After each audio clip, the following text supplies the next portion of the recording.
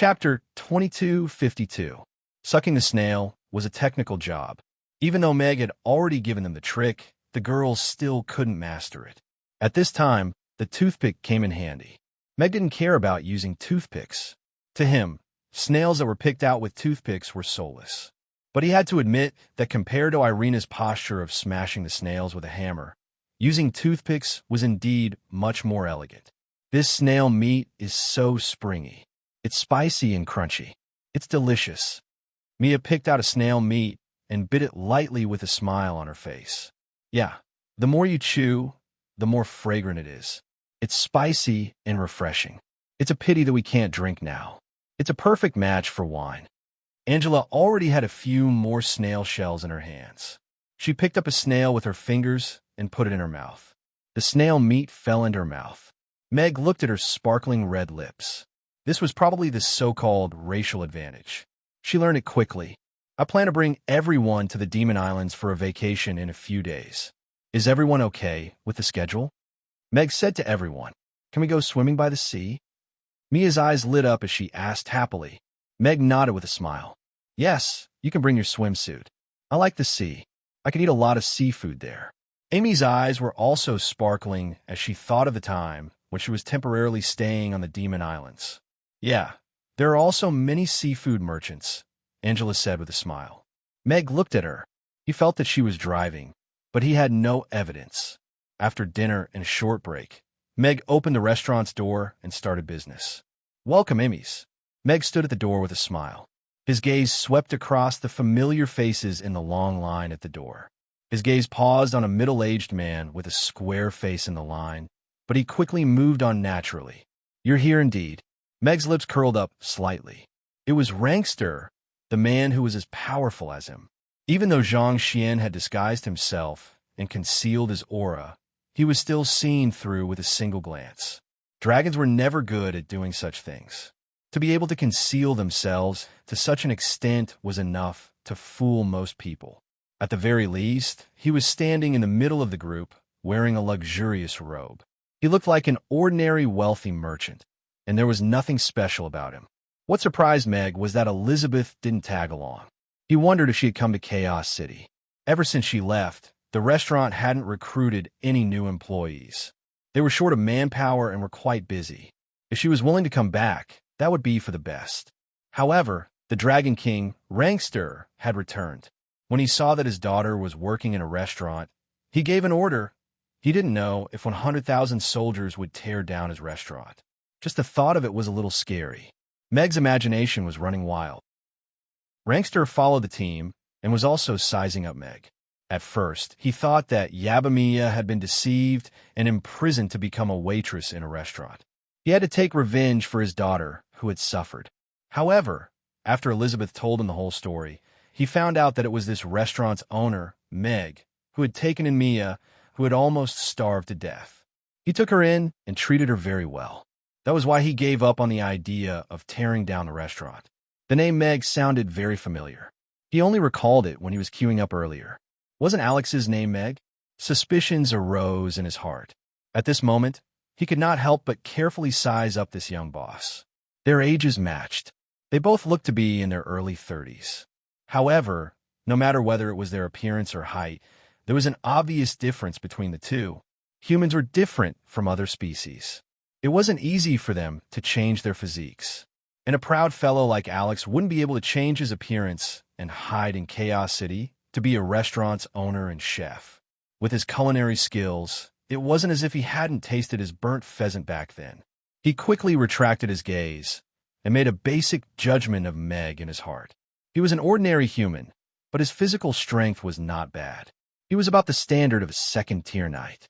However, there weren't many traces of battle training on him, so his actual combat ability was probably not at the standard of a second-tier knight.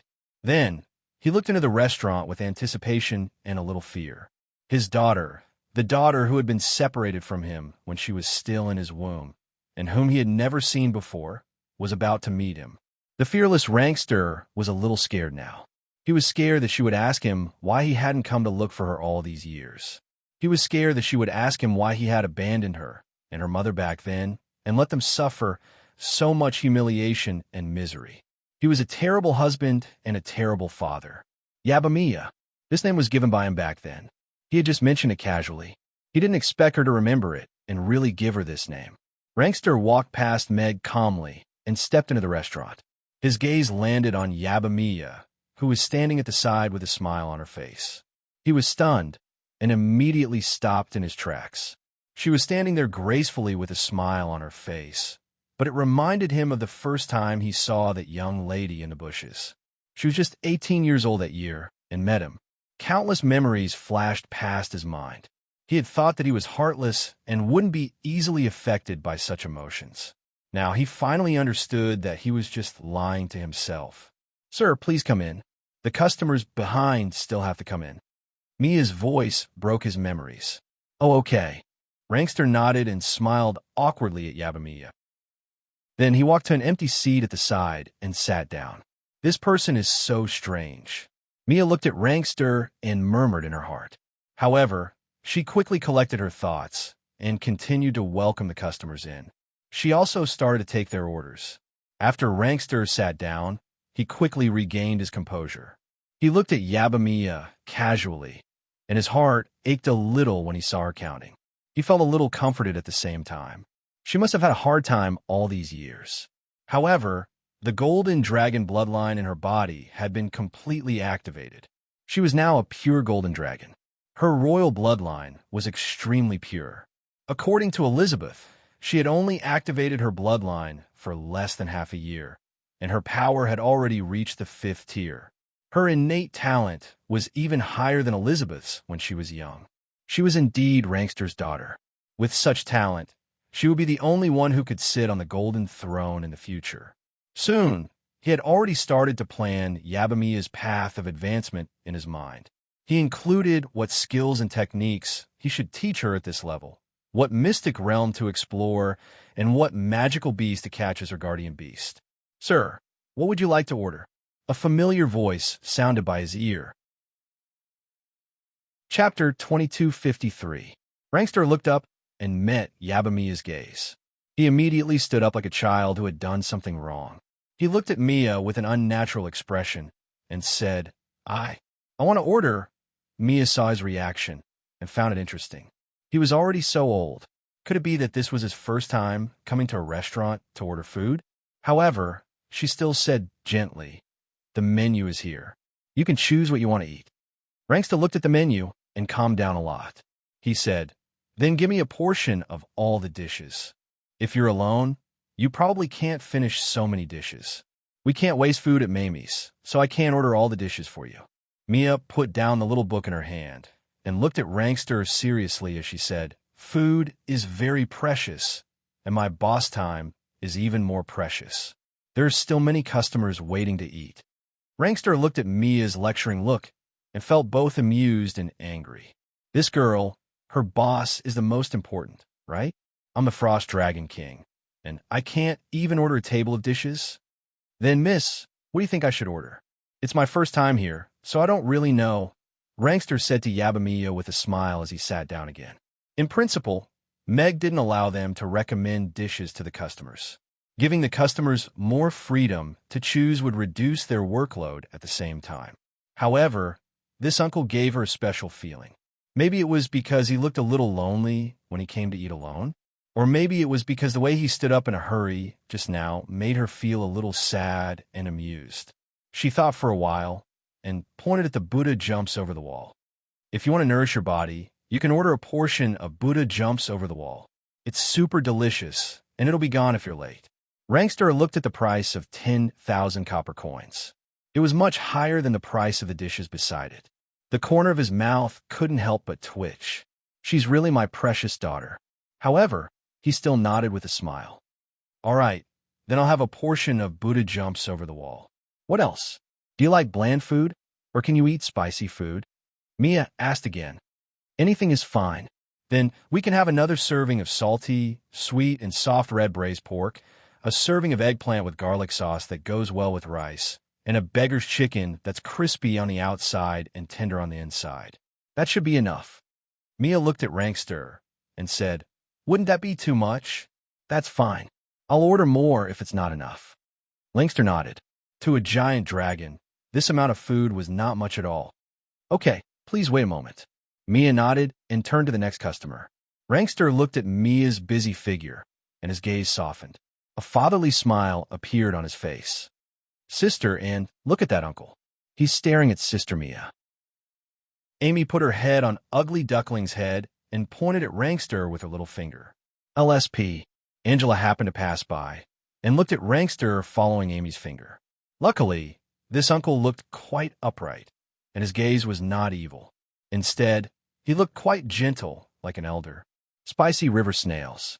Looks good. Georgina went to visit her grandma today. We can have a few glasses. Rum is good stuff. Harrison chuckled as he looked at George. You can have a few more glasses. I still have to sleep with my little princess Chris tonight. I can't drink too much. George shook his head, but there was a hint of pride in his tone. TSK. I'll sleep with the little princess tonight. I'll watch over her. Harrison patted his chest. You're not worthy. George rejected him without hesitation. Oomph. I'll give birth to one myself in 2 years, Harrison said angrily. He was really envious. He wasn't envious at all when he saw who his son was. He even gloated a little. However, ever since baby Chris was born, he did feel a little jealous when he saw her grow up day by day. She became more and more adorable, and she even called him Daddy in her baby voice. When are you and Georgina planning to get married? George asked. We'll have to wait until next year. She said she'll bring me to meet her father soon. What should I do if I'm a little scared?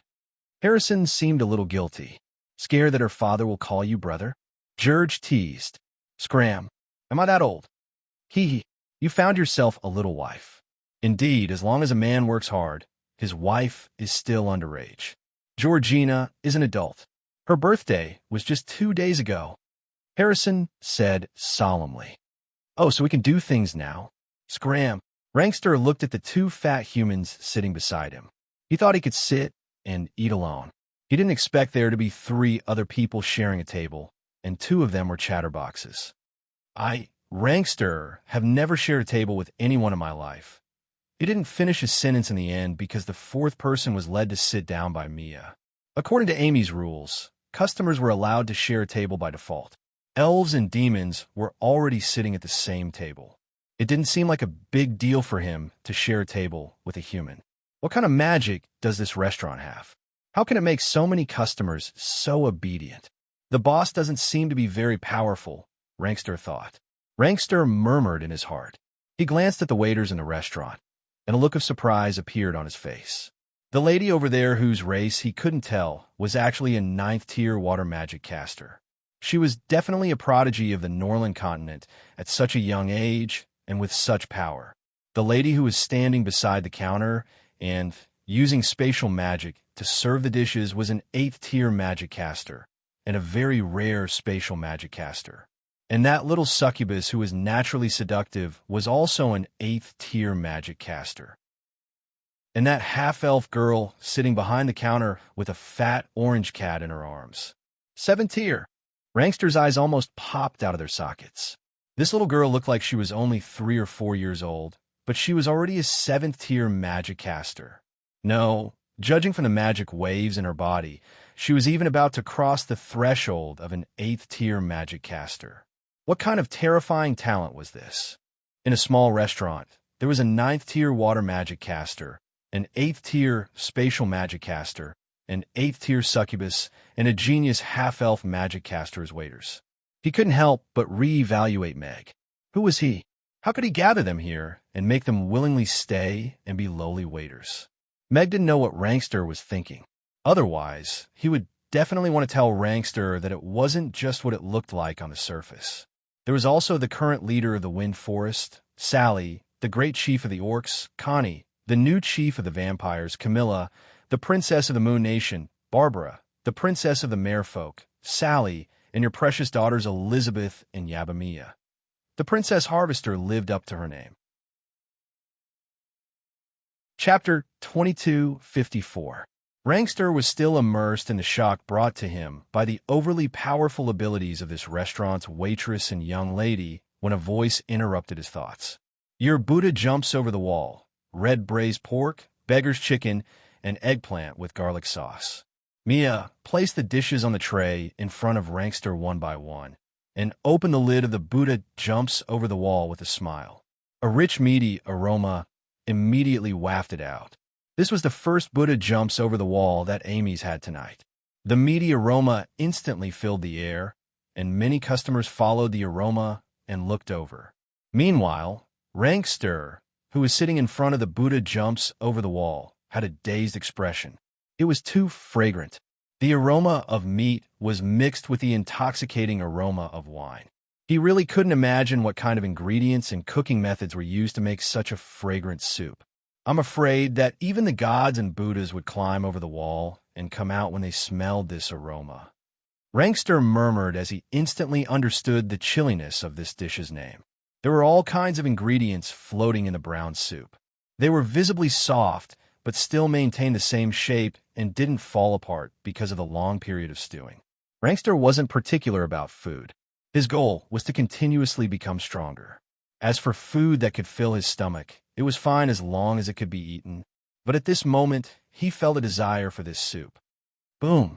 Mia used a small wooden hammer to lightly knock on the top of the beggar's chicken's eggshell-like mud shell. Cracks instantly covered the eggshell and then spread out like a lotus flower, revealing the beggar's chicken that was roasted golden yellow inside. The aroma of the roasted chicken spread out with the disappearance of the mud shell, and Rankster couldn't help but look over. This roasted chicken looks great too. Rankster's eyes lit up. The golden roasted chicken, with a little bit of oil, was fragrant and alluring. Even under the suppression of Buddha jumps over the wall, it still maintained its unique aroma. Please enjoy. Mia kept the hammer and turned to walk towards the kitchen. Rankster took the small bowl and scooped a spoonful of soup into his mouth directly. The aroma of the wine seeped into the soup and slowly seeped into his taste buds. That mesmerizing taste made him unable to differentiate if it was wine or soup. How did the taste of so many ingredients fuse into this small mouthful of soup? Not only was it not abrupt, but the rich layering made people indulge. This was simply the culinary skill of a master. He took another bite of meat. The soft and tender chicken meat had a rich, meaty aroma. When chewed, it was soft but not rotten. The aftertaste was endless. He scooped up a piece of shark's fin with a spoon, and the smooth shark's fin slid into his mouth almost instantly. The shark's fin that was soaked in soup had a very wonderful texture and a wonderful taste, bringing a completely different experience from chicken. Rankster felt his scalp tingle, and sweat appeared on his forehead. He had never tasted anything like this in his life. Not long after, the entire Buddha jumps over the wall soup was in his stomach. He put down the clean little cup in his hand and licked his lips as if he hadn't had enough yet. Looking at the clean bottom of the pot, he was stunned but also a little amused. Hades and George raised their eyebrows in surprise. This uncle finished the Buddha jumps over the wall soup that cost 10,000 copper coins in one go, as if he was drinking a bowl of hot soup before a meal. Unfortunately, they didn't know that this was already considered a very elegant way of eating for Lantis. After all, it was his first time using a spoon. Is it because I've been lonely for too long? Rankster thought to himself as he picked up the golden roast chicken. The roast chicken wasn't considered small. If it was measured by a human's appetite, it should be enough for an adult's meal. Rankster tore off a drumstick and bit off half of it. The crispy chicken skin was bitten off gently, and the tender meat melted in his mouth. The tender meat that belonged to chicken bloomed instantly. The taste buds on the tip of his tongue were disarmed immediately. He didn't have time to chew, and before it could gain a firm foothold on the tip of his tongue, it slid down his throat like a naughty little chick. Tender without any residue, with a unique flavor. This unexpected delicacy shocked Rankster a little. Different from the chicken in the Buddha jumps over the wall soup, this chicken had a roasted aroma and a different flavor. It made the meat more prominent, and it became the real main character. Amazing! Rankster's brows relaxed. He felt that he had been captured by this chicken. He finished the remaining half of the drumstick in one bite, and even swallowed the crispy drumstick bone. Gulp! Harrison's Adam's apple bobbed. Although he was just casually looking at this uncle who had a righteous appearance and a wild eating manner, he still couldn't help it. But you don't say, the way he eats, it looked quite appetizing. It was easy to get hungry. George, on the other hand, gave him a look and signaled him not to stare at him. Judging from his table manners, this person shouldn't be human. Even if orcs imitated humans, they would still retain some orc characteristics, such as the cat ears of cat-eared girls and the fluffy tail of vixens. Most demons disdained to imitate humans. They had a proud sense of racial superiority. Hence, this person could very likely be from Dragon Island and was a giant dragon. Giant dragons were not to be trifled with. Even if this was Chaos City, it was best not to provoke a giant dragon. Harrison retracted his gaze and turned to look in the direction of the kitchen. He wondered when the dishes he ordered would be served. A beggar's chicken quickly went into Rankster's stomach. He picked up the glass of water at the side and finished it in one gulp.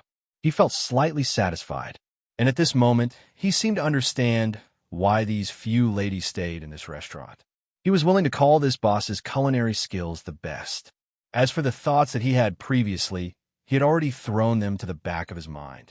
A chef with such superb culinary skills must have spent most of his energy on studying culinary skills. First, he eliminated Alex. Since it wasn't Alex, then it didn't matter who it was. Anyway, it was just a normal person to him. Then, his gaze turned to the remaining red braised pork and eggplant with garlic sauce.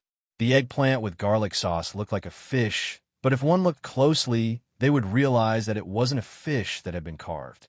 It was a whole eggplant that had been carved into the shape of a fish after being delicately carved. A vegetarian dish? Rankster frowned slightly. Ever since he was born, Rankster had eaten meat, drunk alcohol, and killed people all his life. He had never been a vegetarian. Even when he had sunk to the bottom of the valley and was in his most difficult years, he had never eaten anything vegetarian. He looked up and saw Yabamiya, who was busy. Thinking that this was the dish that she had strongly recommended, he picked up his chopsticks hesitantly. For Mia's sake, I'll have a bite. He picked up a bit of eggplant and put it into his mouth. Chapter 2255. The four flavors of sour, spicy, sweet, and salty exploded in his mouth at the same time. Each flavor was so prominent, but when they blended together, it was so harmonious and delicious.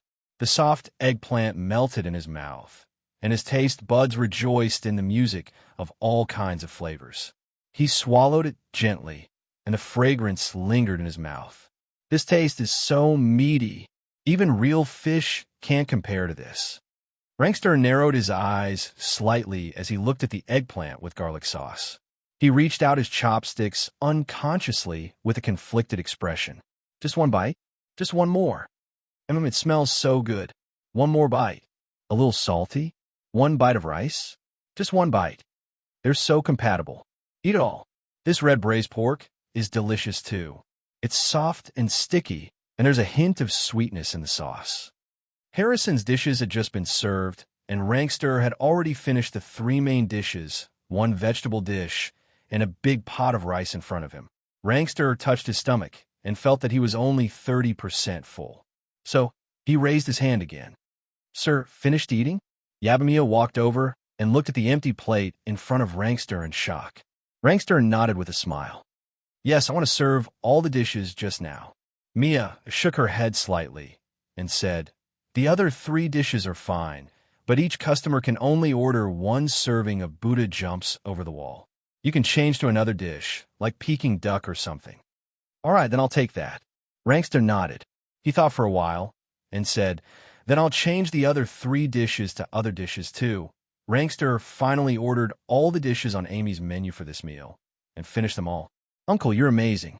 You've done something I didn't dare to do.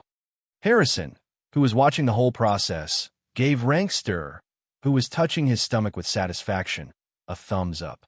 Rankster smiled and stood up to pay the bill. He took the takeout fried rice and glanced at Yabamiya before leaving the restaurant. Is this the first customer to finish our menu? Barbara clicked her tongue in wonder. That's right. His appetite is astonishing. It's not easy to feed himself. Angela nodded. If she could eat so much, she would have starved to death on the Demon Islands. This uncle is quite interesting. Mia smiled and muttered to herself. However, their busy work soon made them forget about this little episode. Rankster looked at Elizabeth, who was eating her fried rice, with a smile, and asked, "By the way, do those ladies who work in the restaurant stay because they want to eat boss's food for free every day?" Elizabeth paused in the middle of eating and looked at Rankster with a strange expression. She thought seriously for a while and said, "Yes and no." The delicious food is the reason why they stayed, but what made them give up their original identities and stay in the restaurant to take on that seemingly simple job was the atmosphere of the restaurant. It was the feeling of home. Does it feel like home? Rankster was deep in thought. He looked at Elizabeth in silence for a while. "You worked at Mamie's before, too?" Cough, cough, cough. Elizabeth suddenly choked and then started coughing. Rankster quickly conjured a glass of iced water for her and passed it over. Elizabeth drank a few mouthfuls of water and calmed down. She looked at the glass of iced water in her hand and calmly said, "If it was Boss Meg, then this would be a glass of warm water." Rankster scratched his head and smiled awkwardly. "I've learned it."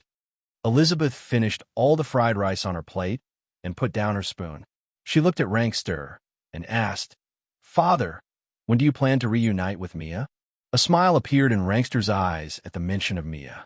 "I saw her just now. She looks very obedient. She looks a little like you, but her temper is softer." "Do you think my temper is bad?" Elizabeth asked. And no, Rankster's expression froze again.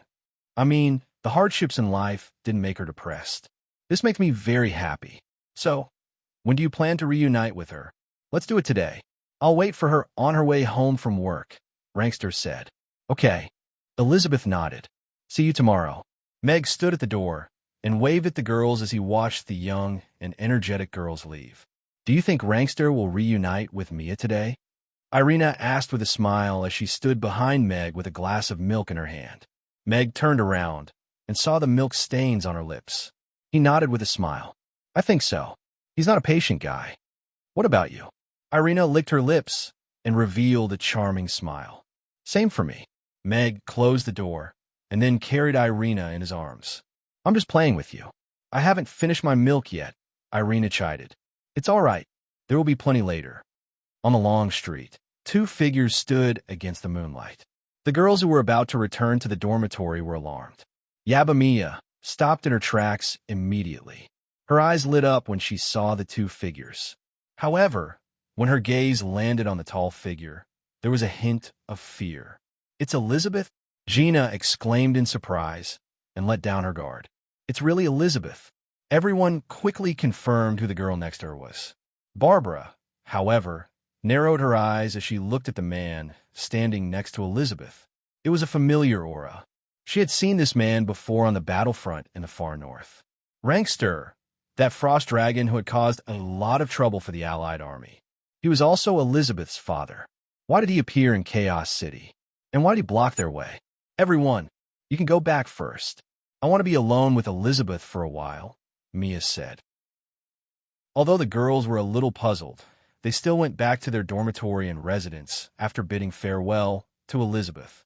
Only the three of them were left on the street. Elizabeth walked up quickly and hugged Mia. When she was on the brink of death on the battlefront in the icy plain, she thought of Mia more. Her sister was one of the few people in this world who still cared and loved her. Big sister. Yabamiya also hugged her tightly. She had missed and worried about her day and night, and finally got a perfect ending in this hug. It was naturally the best that her elder sister was fine. After that, her gaze landed on that tall figure. Tears were already glistening in her eyes. She softly said, "Is that him?" Chapter 2256. Father. What a foreign and yearning title. In the cold night, she had huddled in her mother's arms and asked her what kind of person her father was. She said that he was a tall and mighty man, a hero who would come back on a rainbow cloud one day to bring them to a better life. Her mother didn't make it through that cold winter and didn't have the chance to see her hero again. Now she saw him. He was indeed tall and mighty, But unfortunately, he didn't have the rainbow cloud and wasn't the hero in her heart. Elizabeth let go of Mia and said to Ranksta, "Yes, Mia, this is our father." Mia. Rankster took a step forward. Why? Why did you only appear now? Mia choked as tears flowed down her face. She used to think that she would be very happy, but when she really saw this man, she only thought of her mother who died of illness in the cold winter night. It was just a minor illness, but how could her frail body survive the hunger and cold? At that time, where was her peerless hero? Rankster suddenly stopped in his tracks. He looked at the teary-faced Yabamia with guilt and self-blame in his heart. Elizabeth stood at the side and pursed her lips, not saying anything. She looked at Mia with heartache. Your mother, did she talk to you about me? Rankster asked softly. She said you were her hero and that you would come back on a rainbow cloud one day to bring us back. Mia looked at Rankster and shook her head. She sobbed and said, "But you lied to her. Do you know how difficult it is for a human woman to survive in Chaos City with a half-dragon child? You asked her to wait for you, and she waited for you, year after year. She entrusted the best time of her life to an illusory promise of yours. I'm sorry, Mia.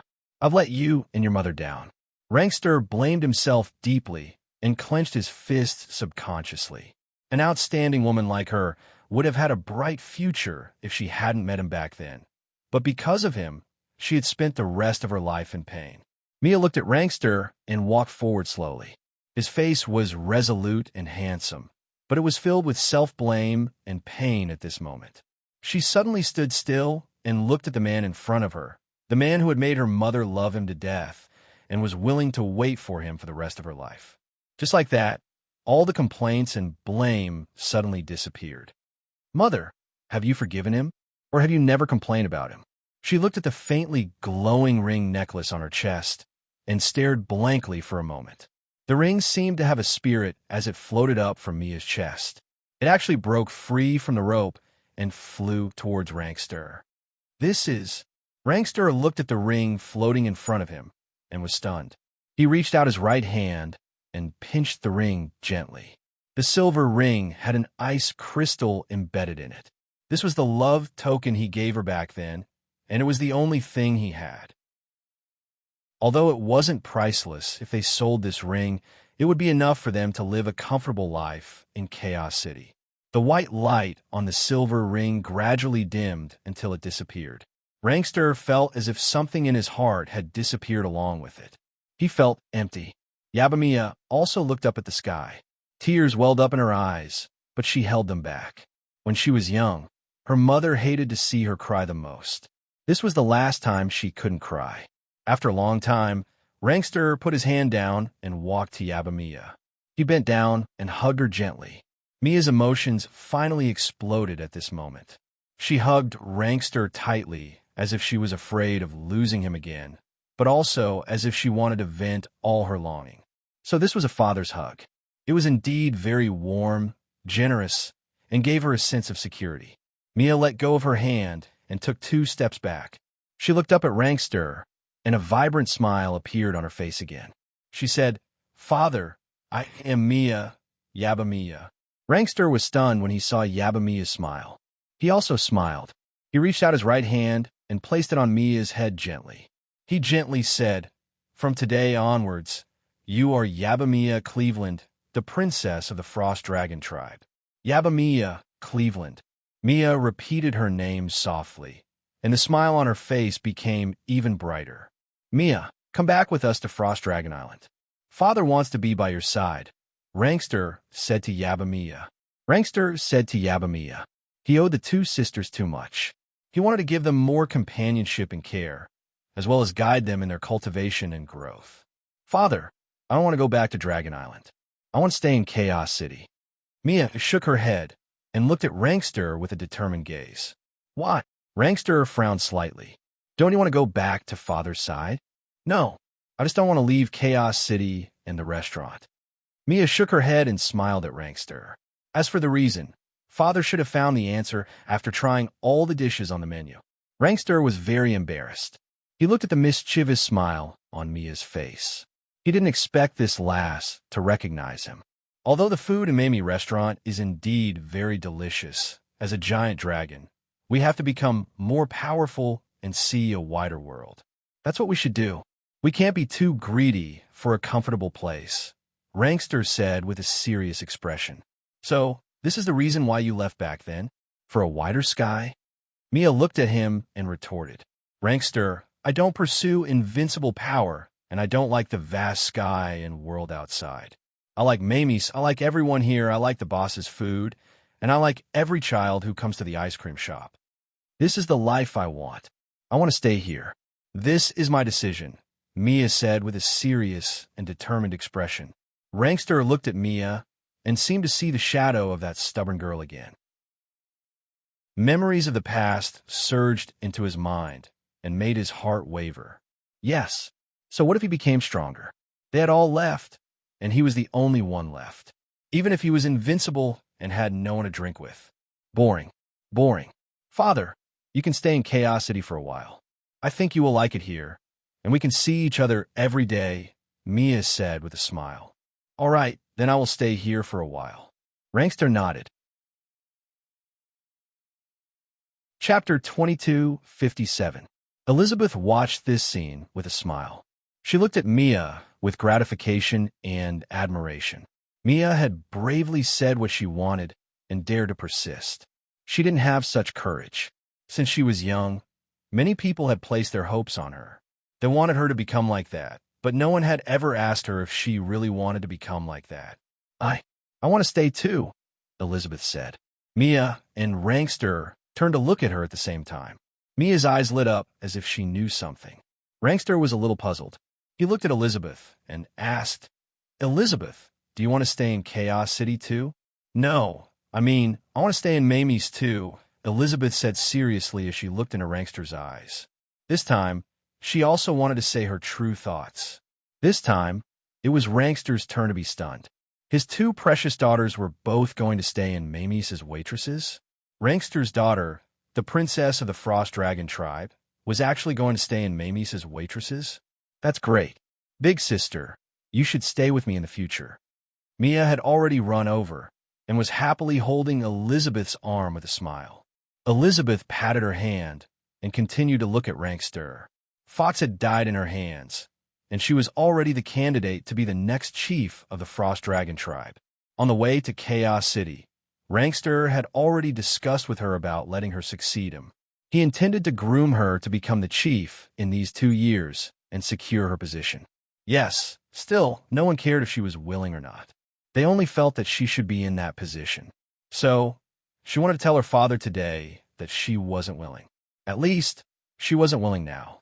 Compared to that cold frost throne, she preferred the warm and comfortable atmosphere at Mamie's. Those covetous gazes that coveted that ice-cold throne made people unable to eat or sleep in peace. But here, they could open their hearts and treat it with sincerity. This was the life she yearned for and missed. In the past, her goal had been to find her father. Now that this goal had been achieved, she wanted to stop for a while and stay here with Mia and all the people who cared about her. Rankster looked at Elizabeth. He was proud of this daughter who had inherited his powerful talent and fighting ability. He didn't seem to really understand her. If you're willing to stay, then stay. Lancaster nodded and went along with her wishes. After coming back from the ice fields of the extreme north, he knew how much Elizabeth had suffered and gone through to find her. In the end, he still couldn't harden his heart to let her bear his will and ambition. Amy's was really a strange place. It could actually charm his 2 daughters so much that they didn't want to go home. Father, do you have a place to stay? If you do, I'll go to bed with my sister first. See you tomorrow. Mia held Elizabeth's hand as she looked at Rankster. Yes. Rankster nodded and was about to say something. Then, see you tomorrow. But before he could say anything, the 2 girls had already walked away and turned into an alley at the side. These 2 girls. Rankster couldn't help but laugh. He slowly lowered his raised hand and looked at the ring in his palm. He softly said to himself, Don't worry. From now on, I will protect her for the rest of my life. Mother left the ring for me. I'll take it. Mia ran over like the wind and grabbed the ring from Rankster's hand. Then, she hugged Rankster gently and smiled. Good night, father. Then, she ran away. Rankster looked at Mia's back and laughed. This girl's personality was much more unpredictable than Elizabeth's. It made him a little uncomfortable. However, this feeling was not bad. He suddenly felt like he had a mischievous sweetheart. Sister, I was so worried about you these few days, Mia said softly as she hugged Elizabeth's arm tightly. I'm fine. I just want to look for father. Elizabeth shook her head with a smile. However, she felt Mia's concern and felt warm in her heart. Mia took out the key to open the door of the dormitory. When she pushed the door open, there was a loud bang and fireworks flew everywhere. Welcome home, Elizabeth. Elizabeth and Yabamia stood at the door and were stunned when they saw everyone standing in the living room with a cake in their hands and smiling. Wow, what a surprise. Mia's eyes lit up. Everyone. Elizabeth's eyes shone. She suddenly felt a little cold, and her nose was a little stuffed. It turned out that apart from Mia, there were so many people who cared about her, doted on her, and cared about her. It's cold outside. Come in quickly.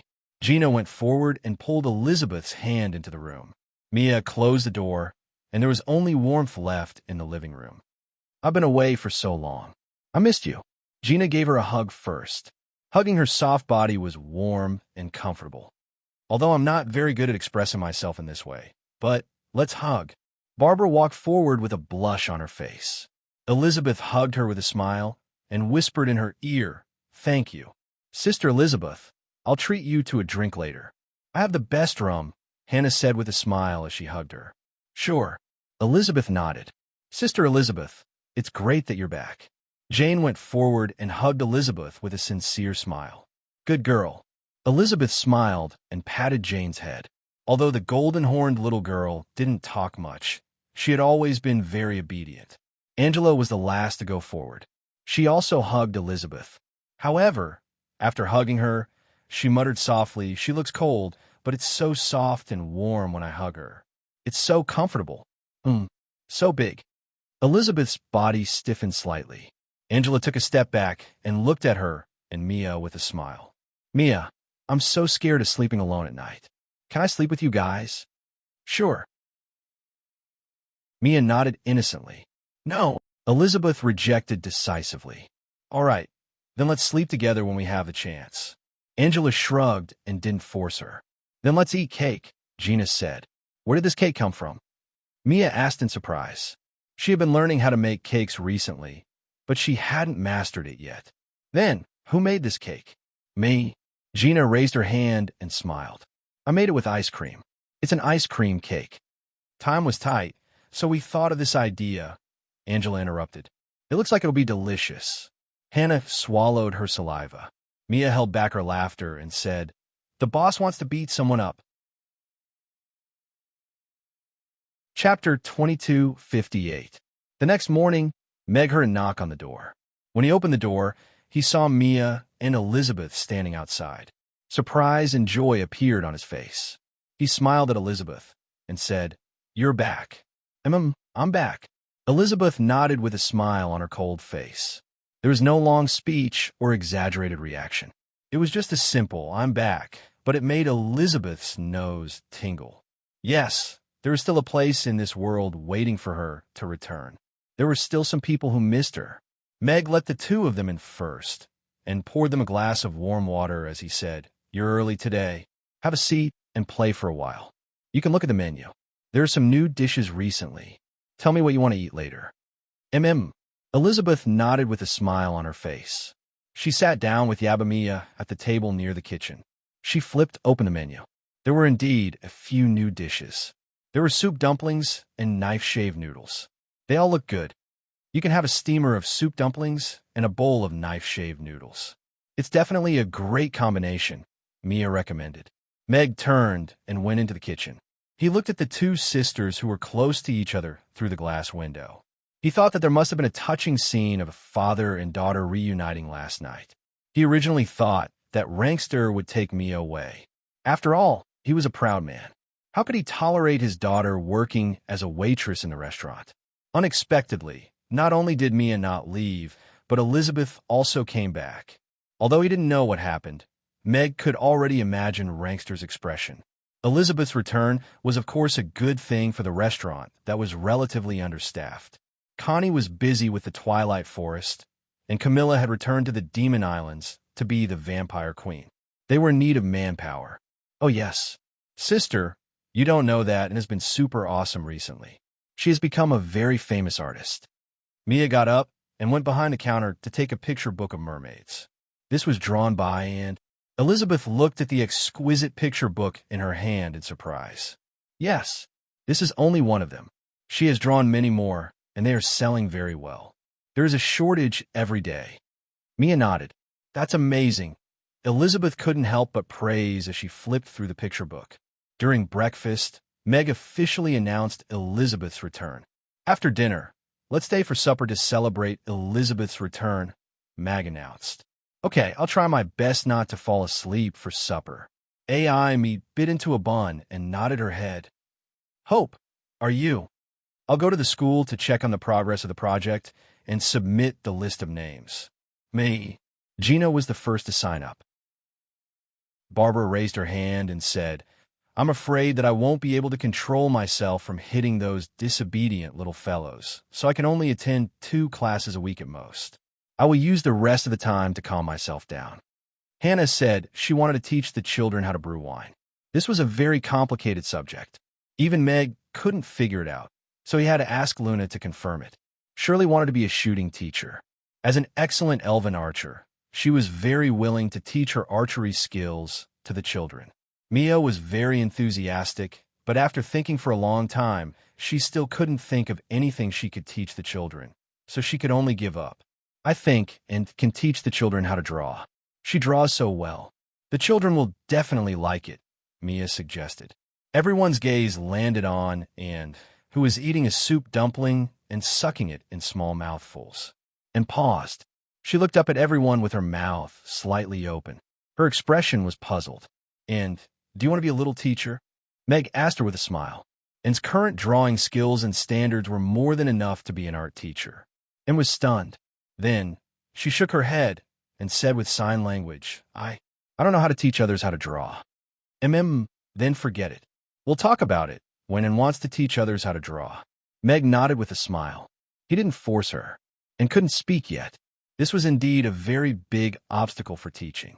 During breakfast, Meg saw Rankster again. He was still dressed like a rich businessman from last night. Meg could feel a faint hostility from him. He obviously minded the fact that Meg had abducted his 2 daughters to be waitresses. However, although he was hostile, it didn't affect Lin Lee's appetite at all when he saw him eating soup dumplings. Looks like I have to sell a house first. I need a bigger one, so it's more convenient for the 2 children to live in.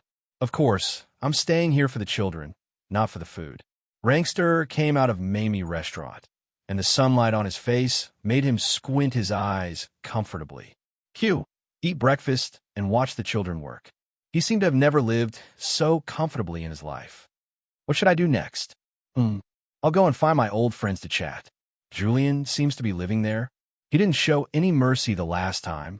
Rankster mumbled as he walked to the magic potion shop at the side. He needed some time to adapt to this retirement life. Meg went to Hope School. The 4-story framework of the comprehensive teaching building had already been erected.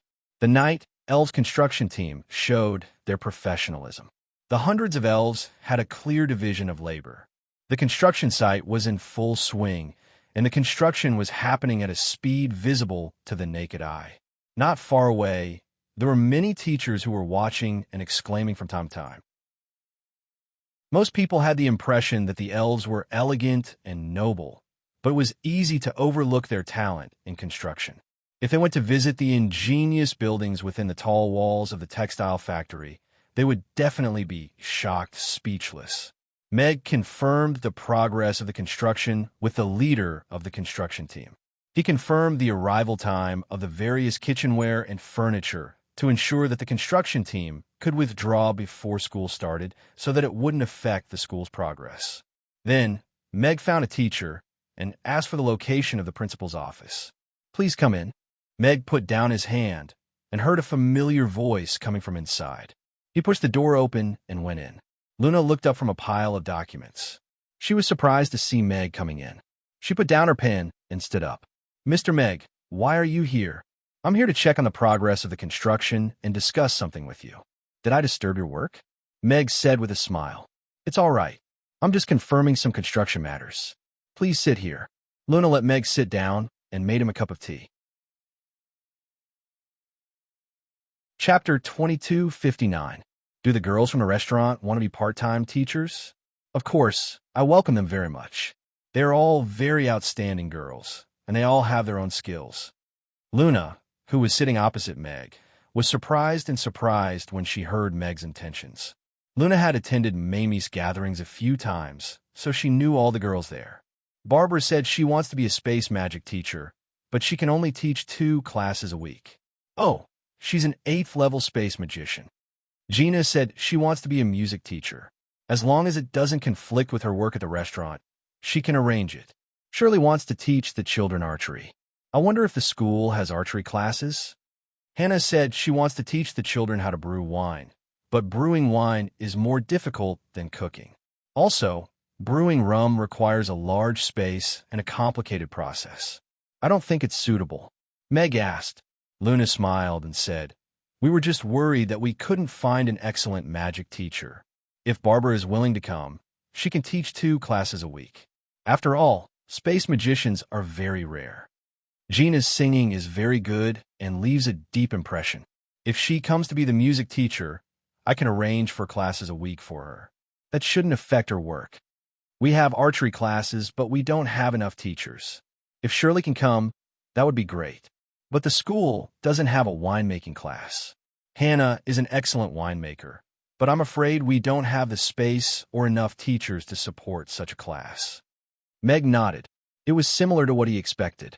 He asked, Then when will they come for the test? Tomorrow is the deadline for all the teachers' tests. Do you think 9 o'clock is suitable? Luna said, Okay, I'll tell them to come for the test on time tomorrow. I won't disturb your work. Meg stood up and left. Luna stood at the door of the office and watched Meg's back disappear at the end of the corridor before she closed the door and returned to her seat. School was about to start, and all kinds of things were piling up in the school, making her a little overwhelmed. Fortunately, there were many excellent old teachers in the teaching team. The preparations for the opening of the school were almost done, and the name list of the first batch of children had been released. This semester, there would be 2,300 new students joining Hope Academy. Teacher Luna looks a little tired. Should I send her a bowl of Buddha jumps over the wall soup to replenish her energy? Meg left the school and rode his bicycle slowly towards the south of the city. She must have been exhausted during this period of time. Her face was a little pale, and the dark circles under her eyes were a little heavy. She had single-handedly built such a big school. He had seen all the effort she had put into it.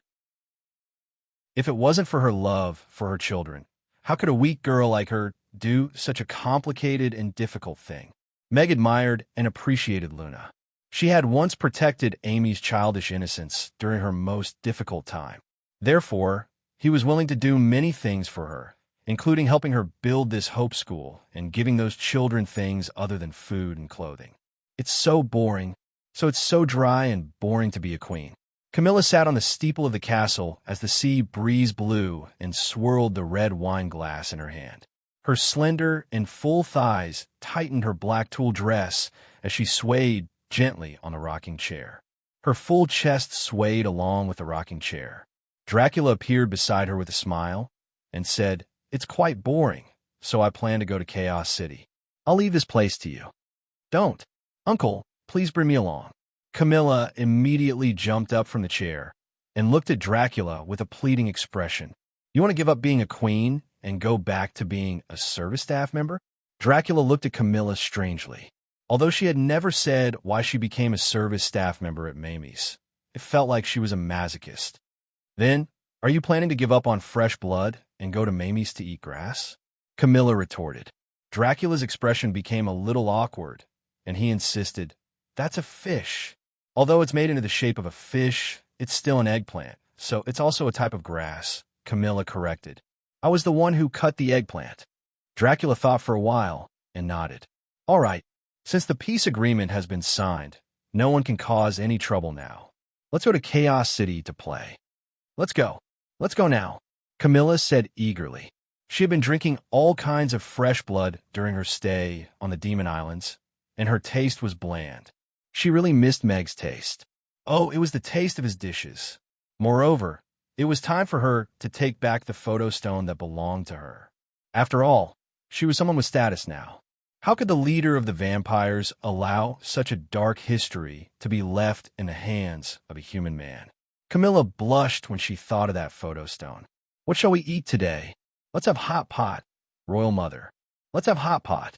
In the luxurious hall, Vanessa held Cinder's hand and expectantly said, Man, a hot pot restaurant's hot pot is not bad too. It's opened by Mr. Mac and Big Sister Raina together.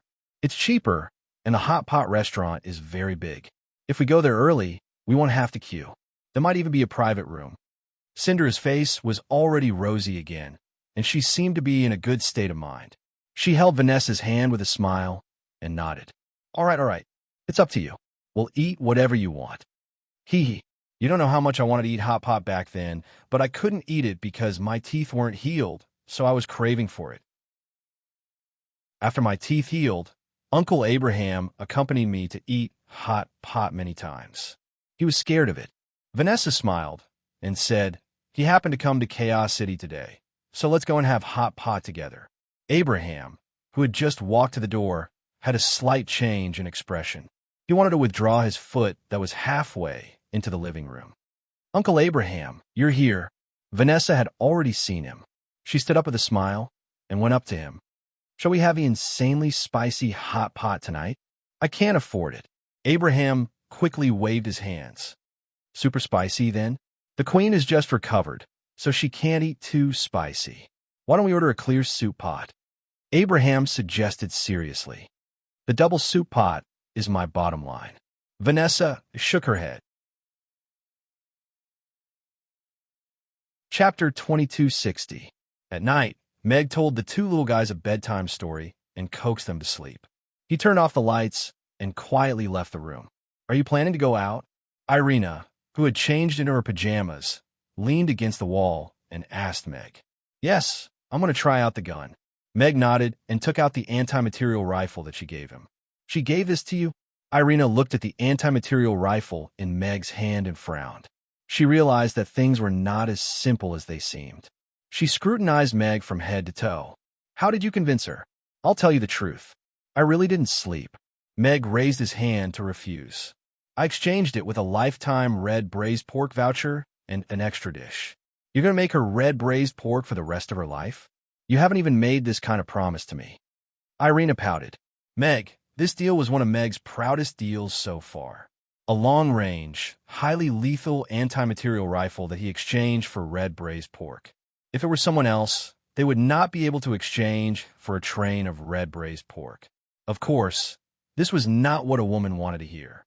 You'll get tired of red braised pork eventually, but I'll make you anything you want to eat in this life. Meg put away the anti-material rifle and stepped forward. He looked at Irina with a gentle gaze. That's too greasy. Go. Irina waved her hand in disdain and turned to walk towards the room. She could not hide the smile on her face. I'll go out for a while. You sleep early, Meg said. He took out a mask and put it on before going out through the window. He had changed his outfit today and was not showing up as Alex. He wore a simple black combat suit that somewhat imitated She's combat suit. However, it was a system product, so it could only provide enough warmth. With the anti-material rifle, Meg wandered the streets and alleys of Chaos City. It was already late at night, and there were very few people on the streets. Occasionally, there would be a drunkard walking unsteadily. In the past few months, the Gentlemen's League had developed rapidly and became the largest mercenary organization in Chaos City. Thanks to the gentlemen's passion for the rankings, Chaos City security had improved tremendously in just a few months. It could even be said that no one locked their doors at night, and no one picked up any stolen goods on the streets. Furthermore, Chaos City was also known as the city that criminals were least willing to target. After all, the number of gentlemen waiting to hunt at night far exceeded the number of fellows who still dared to commit crimes. Meg walked around. Other than witnessing a drunken demon trying to strike up a conversation with an Annie by the roadside and being beaten up by a group of gentlemen, he did not encounter a single bad guy. Is this the power of a gentleman? Not bad, not bad. Meg hugged the anti-material rifle and leaned against a big tree. He looked at the few gentlemen who were chatting around the fire in the corner of the alley. They were the ones who protected the peace of this area and deterred the rascals from doing despicable things. The gentlemen were talking about the recent market situation of the South City Bath Center, which succubus lady was good at cooking, which motorcycle, and how to act as if it was not their first time here. Meg listened for a while and resisted the urge to join in the discussion. He turned and left Chaos City directly. After leaving the city, Meg summoned Ozzy and went straight into the Magic Beast Mountains. He had heard from the customers who came to eat in the restaurant that some ferocious magical beasts had appeared in the Magic Beast Mountains recently. A few mercenary groups that had gone into the mountains to pick herbs were wiped out, including some 7th or 8th tier mercenaries. After not finding a suitable target in Chaos City, Meg set his sights on the magical beasts in the Magic Beast Mountains. Meg did not have much pity for those ferocious magical beasts. He just took it as getting rid of some dangerous elements for the mercenary groups. In the Magic Beast Mountains at night, the roars of the magical beasts could be heard from time to time. It was as if a bloodthirsty magical beast had been awakened. The Magic Beast Mountains were extremely deadly to the mercenaries now. The magical beasts left their lairs and began to hunt in the mountains, becoming active and irritable. Other than the experienced and powerful mercenary groups, ordinary mercenary groups would choose to leave the Magic Beast Mountains before sunset and return to Chaos City. If they were unlucky and lost their way in the Magic Beast Mountains and did not manage to leave before nightfall, their roles would be reversed instantly. They would turn from hunters to prey. The Rose mercenary group was a little unlucky today. They had accepted a herb-picking mission. They only needed to find the herbs in the outskirts of the mountains to complete the mission, but they had unexpectedly encountered a 4th-tier ironback wild bull. They had used all their trump cards, and all of them were injured before they could barely escape from that 4th-tier magical beast. But they had unknowingly entered the depths of the Magic Beast Mountains, and because they were in a panic, they had lost their way. After circling around for a few hours, they still could not walk out of the Magic Beast Mountains. "Captain, there are thorns and poisonous thorns in front. We can't go through them." Monkey jumped down from tree and looked at Chi-Will with a dejected expression. He was a little limp, and his pants were stained with blood. "I've also checked this area. There are no traces of mercenary activity during this period. We should be in the danger zone." Sam walked back with a serious expression. The Rose mercenary group heard that, and their expressions turned ugly. In the Magic Beast Mountains, the danger zone meant death. Staying in the danger zone at night, they could almost imagine their own ending. The Rose mercenary group was just a small mercenary group, and their captain, Chi-Will, was only 3rd tier. In order to escape from that ironback wild bull, Chi-Will was also injured. 3 of his ribs were broken, and his combat ability was greatly reduced. Even if the 8 of them were in peak condition, they had no confidence that they could survive a night in the danger zone. Now, any random level from Magical Beast would be enough to wipe them out. In the depths of the Magic Beast Mountains, magical beasts of 5th tier and above could be seen everywhere. Chi-Will clutched his chest and said as calmly as possible, "Search formation. We will retreat to that cave and guard the entrance. We will leave when the sun rises." As the captain, she had to be calm and make the right decision. Running around in the dark in the Magic Beast Mountains was tantamount to suicide. Everyone agreed and prepared to take action. Roar!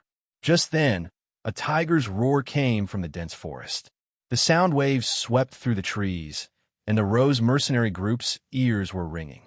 Monkey and Sam, who were not strong enough, vomited blood and fell to the ground.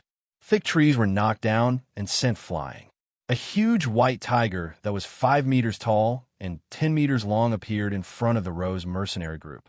Its pair of golden eyes were like 2 bright lights, looking down at everyone. A 7th tier golden-eyed white tiger. Dennis shouted, his face pale. Chapter 2261. Oh! Meg heard the tiger's roar and locked onto its position. He raised his sniper rifle and quickly found a target through the night vision scope. The golden-eyed white tiger was huge. Its color was eye-catching in the dark. Its eyes were as bright as a beacon. Of course, this was also because of the high quality of the scope. It was 15 kilometers away. After locking onto the target, the lens automatically focused. The image was extremely clear. Then he saw a woman as sexy and wild as a cheetah. She wore red and black leather armor and had long, slender legs. There was also that familiar boomerang. Isn't that Chi-Will? Why are they here? Meg was surprised. The giant tiger suddenly jumped out.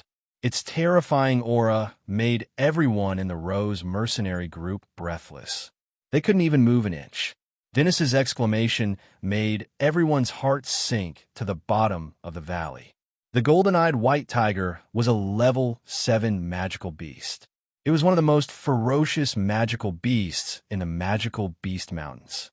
It was very territorial and aggressive towards mercenary groups. Mercenaries who entered the mountains would most likely die if they encountered a level 7 golden-eyed white tiger. Furthermore, the golden-eyed white tiger was extremely powerful. Even a mercenary group with a level 7 fighter would have a headache if they encountered one, let alone a small mercenary group full of injured members. In this vast mountain range, no one could save them. Take Monkey and Sam and retreat into the cave. I'll stop it. Sivir gritted her teeth and poured a vial of red medicine into her mouth, upon which a burst of red light erupted from her body. Her feeble aura also increased slightly as she let loose a low roar.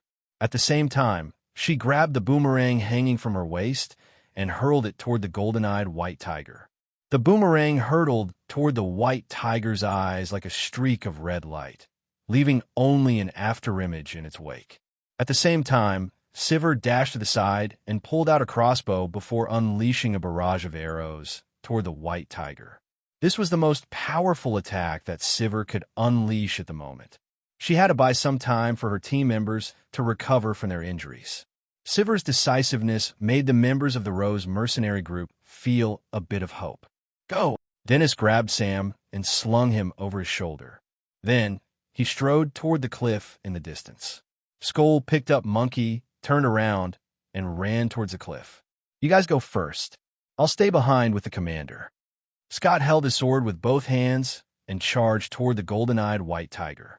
The golden-eyed white tiger looked at the boomerang, and its golden eyes lit up with a dazzling golden light. When the boomerang was right in front of its eyes, it turned into nothingness in the golden light, as if it had never appeared. As for Chi-Will's arrows, when they landed on the white tiger's body, they couldn't even penetrate its fur. They didn't leave a single mark on its body. Chi-Will's heart ached when he saw his boomerang being melted in an instant. He couldn't hide the fear in his heart. The effect of the Berserk Potion only lasted for 3 minutes, but even if she regained the strength of a peak level 4, she still felt suffocated when facing a level 7 magical beast. But she had no choice. She looked back at the mercenaries who were running for their lives. She threw out her backup boomerang and rushed into the dense forest. She had to lure the magical beast away to buy more time for the mercenaries. This was the only thing she could do now. But as soon as she moved, the golden-eyed white tiger swung its claws and snapped a meter-thick tree in half. The thick tree flew toward Chi-Will like an arrow. Chi-Will stopped abruptly. The tree quickly enlarged in her eyes. She didn't try to dodge or resist. It was pointless. She didn't feel much fear in the face of death. She just felt that she had let down the mercenaries' trust in her and failed to bring them back safely. Commander! Dennis and the others stopped in their tracks and looked on as the giant log flew towards Sivir, and all of them cried out in despair. Scott's longsword glowed red and slashed at the tree, but the golden-eyed white tiger raised its paw and smashed the longsword into pieces. The golden-eyed white tiger's eyes showed a hint of mockery and disdain, as if it was looking down on a group of ants. A group of weaklings dared to behave atrociously in its territory.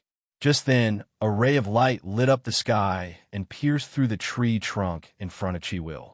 The thick and solid tree trunk was instantly shattered into fragments that filled the sky.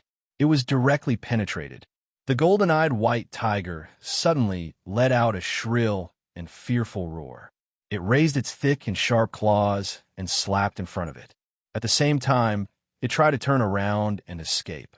However, the speed of the white light was simply too fast. The millstone-like palm instantly exploded into minced meat and then directly pierced through its head. The powerful force sent the golden-eyed white tiger flying backward and crashing to the ground. Its body twitched a few times, and then it stopped moving.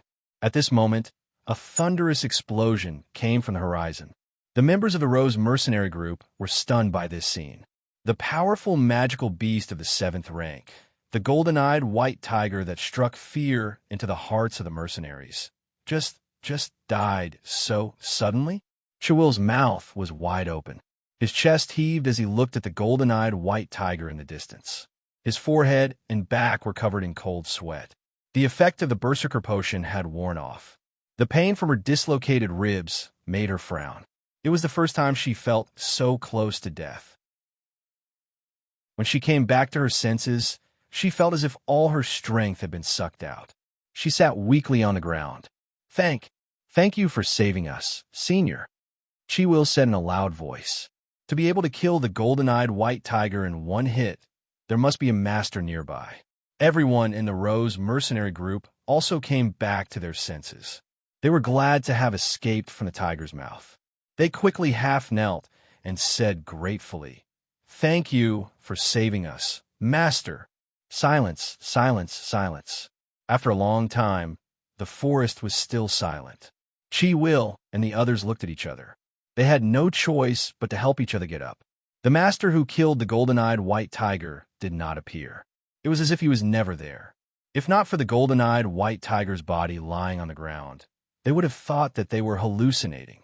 Leader, why didn't the master appear?" Dennis asked in a trembling voice. Chiwil was also confused. She leaned weakly against a tree trunk. Her injuries were serious. She had run out of medicine. She did not know if she could survive the night.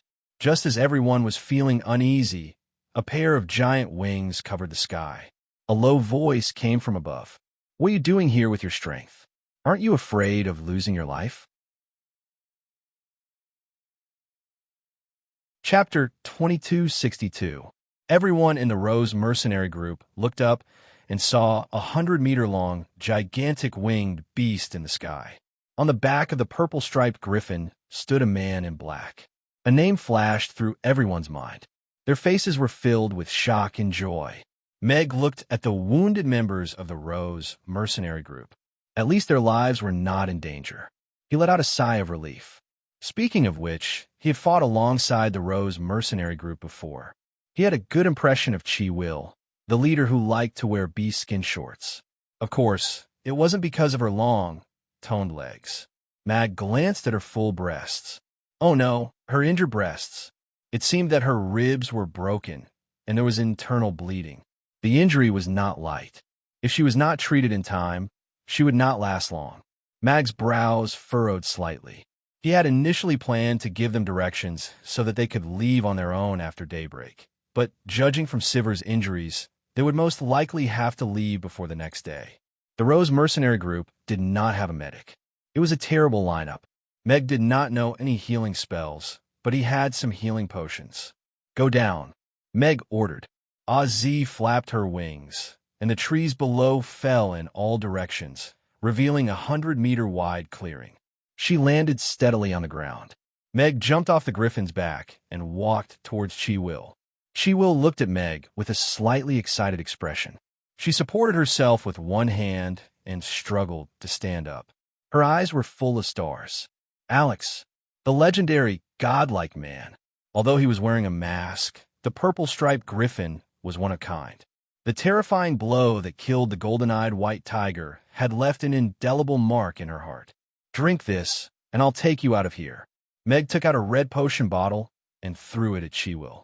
Chiwil grabbed the bottle and was stunned for a moment. Then, he said gratefully, "Thank you very much for your help." Meg looked at Chi-Will, who was trying to bend his body, and said coldly, "If you don't want the bone to pierce your organs, you better not move." Chi-Will's movements suddenly stiffened. He slowly leaned against the tree trunk and sat back down on the ground. He gently opened the potion bottle and poured the red magic potion into his mouth. The pure healing potion slid down his throat, and a vigorous life force burst forth. The injuries on his body were recovering at a speed visible to the naked eye. Even his broken ribs were healing. The members of the Rose mercenary group looked at Meg in awe. Then, they looked at Chi-Will with worry. Chi-Will had risked his life to buy time for them to escape. He drank the berserk potion and attacked the golden-eyed white tiger without caring about his own safety. 3 minutes later, Chi-Will opened his eyes and stood up slowly. He then bowed deeply to Meg. He held a bag of money in both hands and said gratefully, "I am Chi-Will. On behalf of the Rose mercenary group, I thank you for saving my life. Please allow me to give you all the money I have. I'm willing to serve you wherever you go." Chi-Will had killed the golden-eyed white tiger, saved the members of the Rose mercenary group, and gave her a high-grade recovery potion to revive her from the brink of death. Chi-Will felt that he had given her life. Although she was a woman, she had always been self-reliant. She worshipped the strong like a man. In her heart, Alex was her idol. In order to repay his kindness, even if she was his subordinate, it was also a kind of honor. "You want to be my maid?" Meg looked at Chi-Will with a strange expression. Chi-Will was startled. She suddenly realized that he had thought wrongly. Her face blushed. But could it be that he wanted a maid? If he wanted her to be Alex's maid. Although it was embarrassing, it was not that hard to accept. After all, her life was saved by him. "I'm willing to serve you." Chi-Will put her hands in front of her and bowed slightly. It was as if she had already taken the role of a maid. The members of the Rose mercenary group looked at each other. How did their domineering leader, who had killed a tiger with her bare hands, suddenly become someone else's maid? However, when they thought of the other party's identity, they shut their mouths. To be Alex's maid did not seem to be something shameful. In fact, it was an honor. "I will take you out of here." Meg turned around and jumped onto the griffin's back. His voice was cold again. Chi-Will looked at Meg and opened her mouth. In the end, she was too embarrassed to ask if she was already his maid.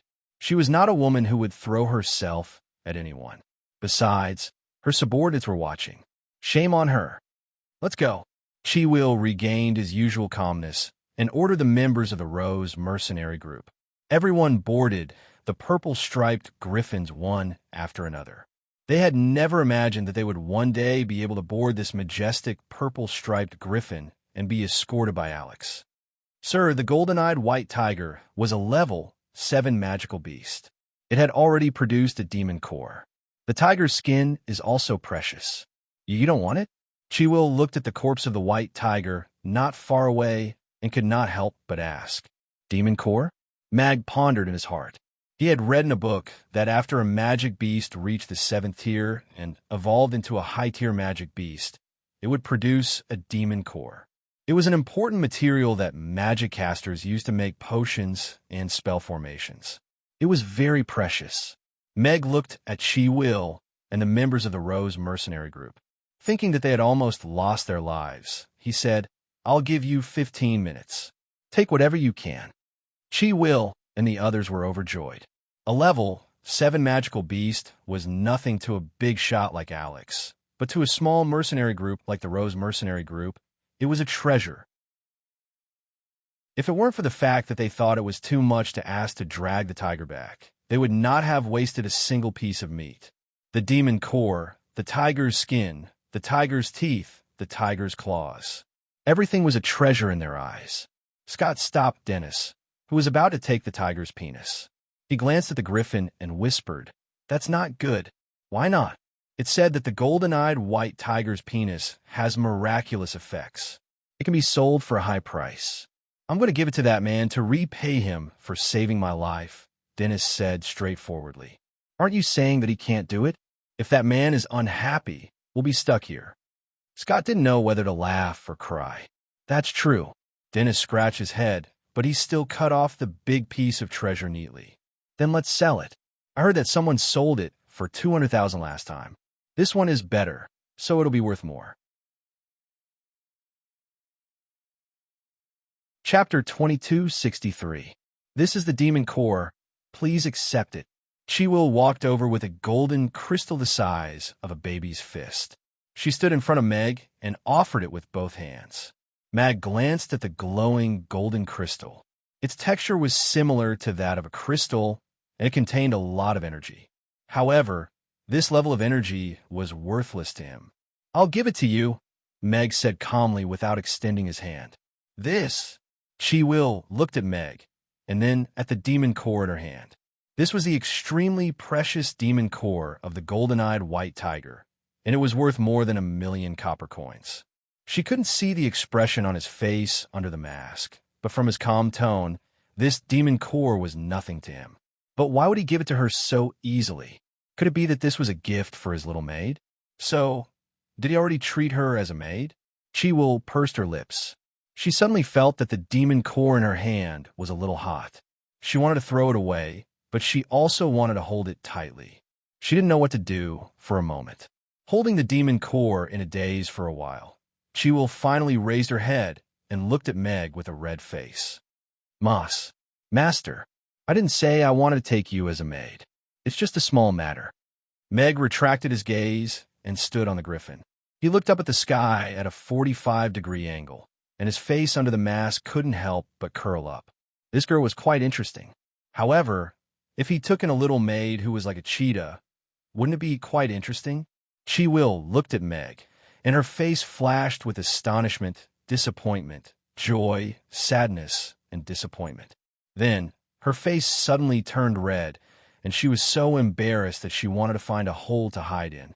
This was too embarrassing. She already considered herself a maid, but he didn't even think of taking her as a maid.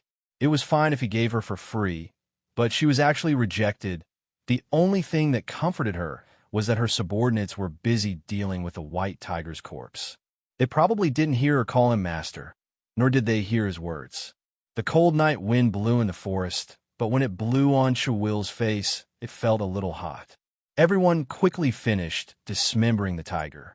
Tiger skin, tiger teeth, tiger claws, nothing valuable was left behind. What a pity. This body of flesh and bones should be able to sell for a lot of money, Dennis muttered in a regretful manner. Let's go. Meg patted the purple-striped griffin lightly, and the griffin rose into the air and flew towards Chaos City. In the blink of an eye, they were out of the mountain range of magic beasts that Chiwil and the others had thought were a moat.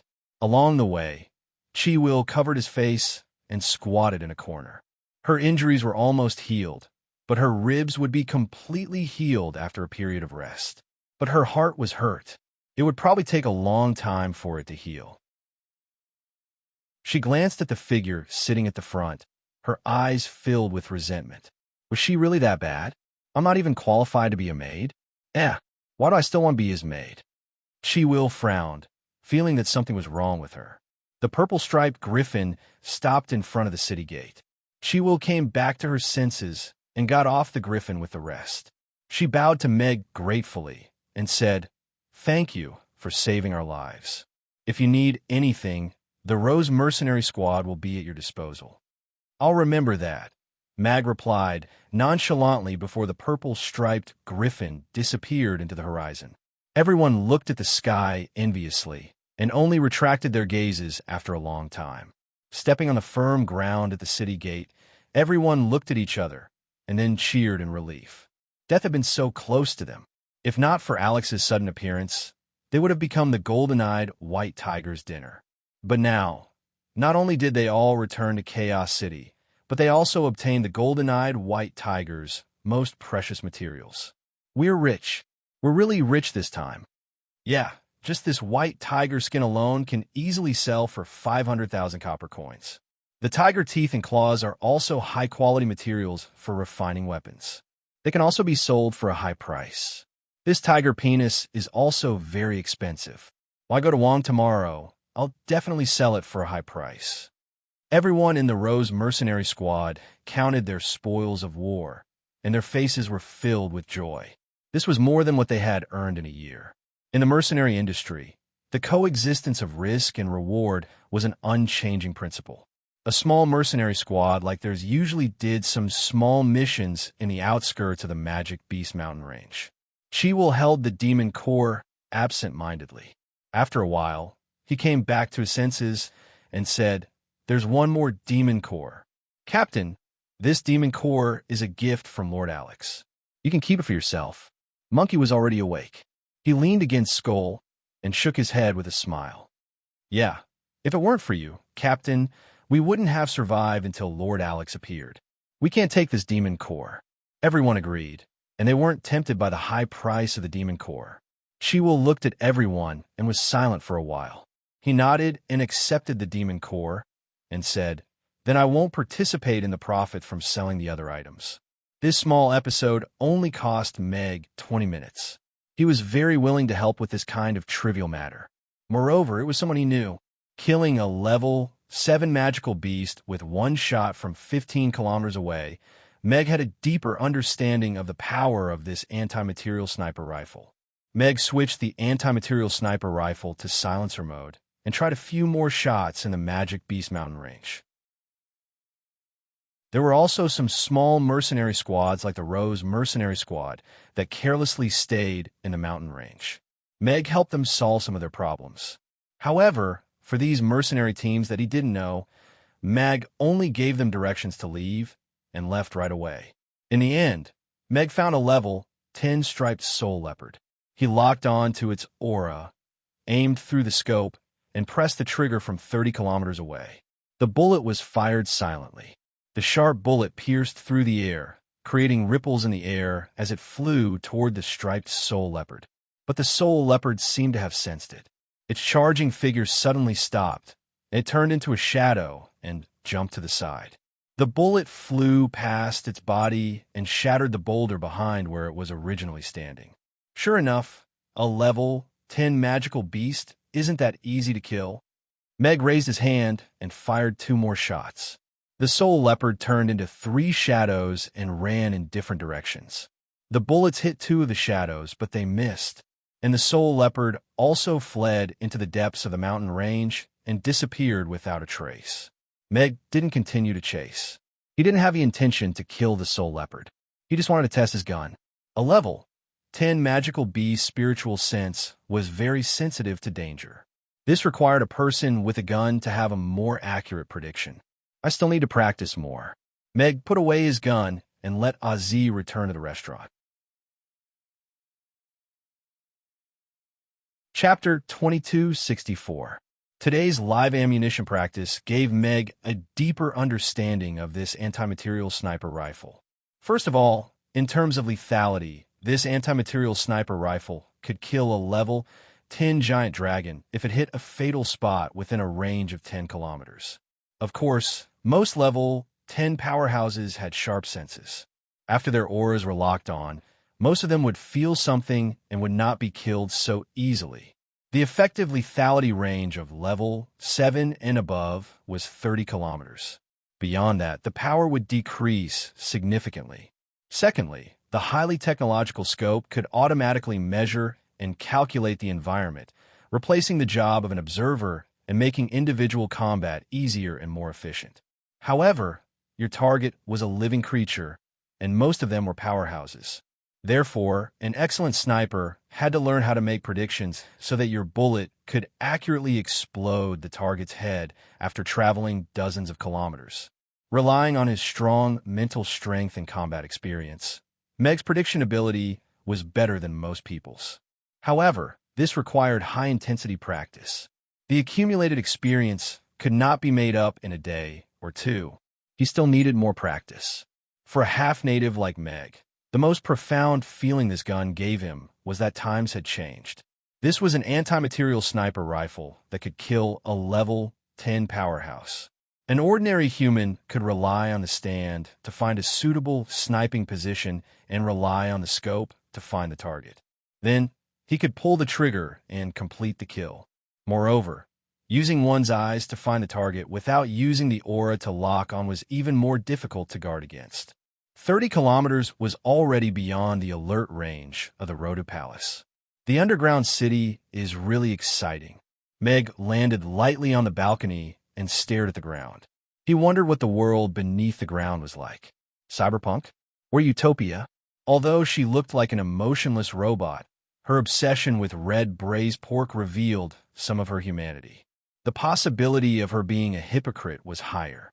Moreover, she did not seem to have any mechanical prosthetics visible to the naked eye, nor did she show any obvious extreme thoughts. Overall, she could still communicate normally. Apart from this gun, what was the underground city like? This made Meg even more curious. After taking a shower, Meg did not rush back to his room to rest. Instead, he went to the study to write a draft. In his previous life, he was a self-proclaimed amateur food critic. He believed that his standards were above most so-called gourmets who only knew how to use words. But now that he thought about those words, he couldn't help but have the urge to go back and beat himself to death. The words he had said back then had now become his retribution. After giving up his sharp-tongued comments that he was good at, Meg had now become a gourmet teacher. How to make the expression of words lively, interesting, and easy to understand, so that readers would want to try it themselves when they read the words, buy the ingredients, cook the food themselves, and make a meal. It was much easier than just dissing. After finishing the draft, Meg read through it a few times and corrected a few details and typos. Then he copied it down by hand and considered it finished. Putting down the pen, Meg looked out of the window. The sky had already turned white, and the morning sun had dyed half the sky red. It was a new day. He put away the draft. This was the column draft that he had ordered for 10 magazines 2 days ago. This time, he planned to teach everyone how to cook red braised pork. Eggplant with garlic sauce was a vegetarian dish, and red braised pork was a meat dish. 1 meat dish and 1 vegetable dish. It was suitable for 1 person. Of course, it would be perfect if it was accompanied by soup. Buddha jumps over the wall was too exaggerated and not suitable for daily cooking. With so many high-end ingredients, if he stewed it at home, he would be heartbroken if he made a mistake. It had to be a soup that returned to its original simplicity, like tomato egg soup. It was easy to learn and tasted good. Thinking of this, Meg wanted to drink tomato egg soup himself. After taking a cold shower, he immediately felt refreshed. After changing into his chef's uniform, Meg went downstairs to prepare breakfast. Meg did not get the recipe for tomato egg soup from the system, but such a simple dish, even without the system, he felt that he could come up with it himself. In the tomato egg soup industry, there had always been a debate about whether to fry the eggs first or stir-fry the tomatoes first before adding the egg into the soup. In fact, Meg had tried both cooking methods before.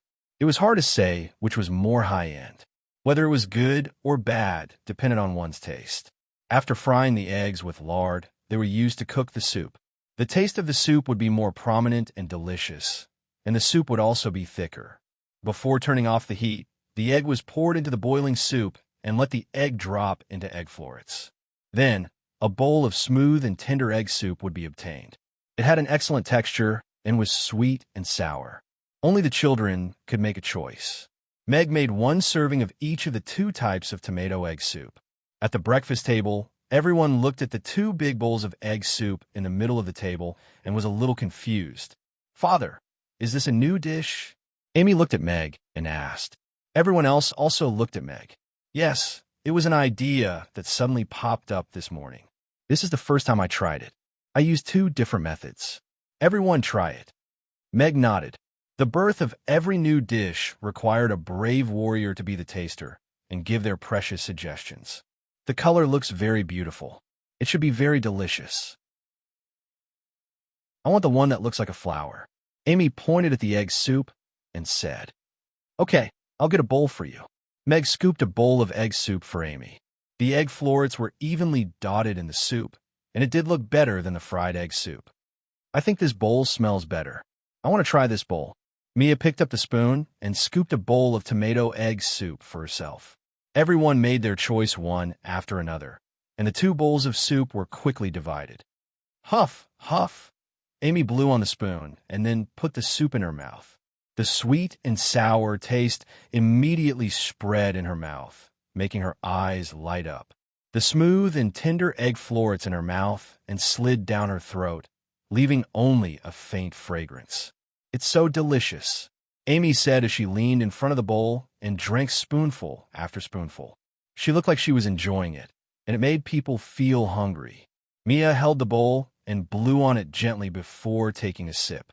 The rich fragrance of the egg spread in her mouth. The meaty taste of the lard and the fried egg complemented each other. Paired with the sweet and sour tomato, it instantly awakened her taste buds that had been dormant for the night. It was a delicacy that was hard to resist. The salt taste was just right. Even in the morning, it was very comfortable to drink. The soup with the fried egg is also delicious. I didn't know that egg soup could be made like this. Mia was only willing to put down the bowl after drinking half of it. Phyllis looked at Meg with admiration.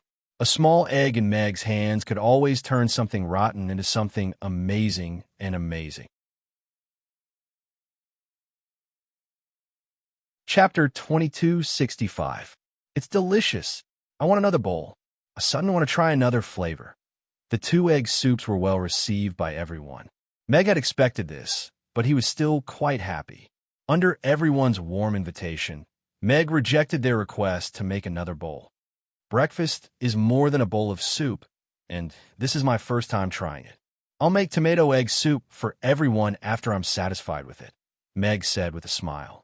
Boss, I can help you taste the dishes these few days. I have a huge appetite, Mia said with a wink.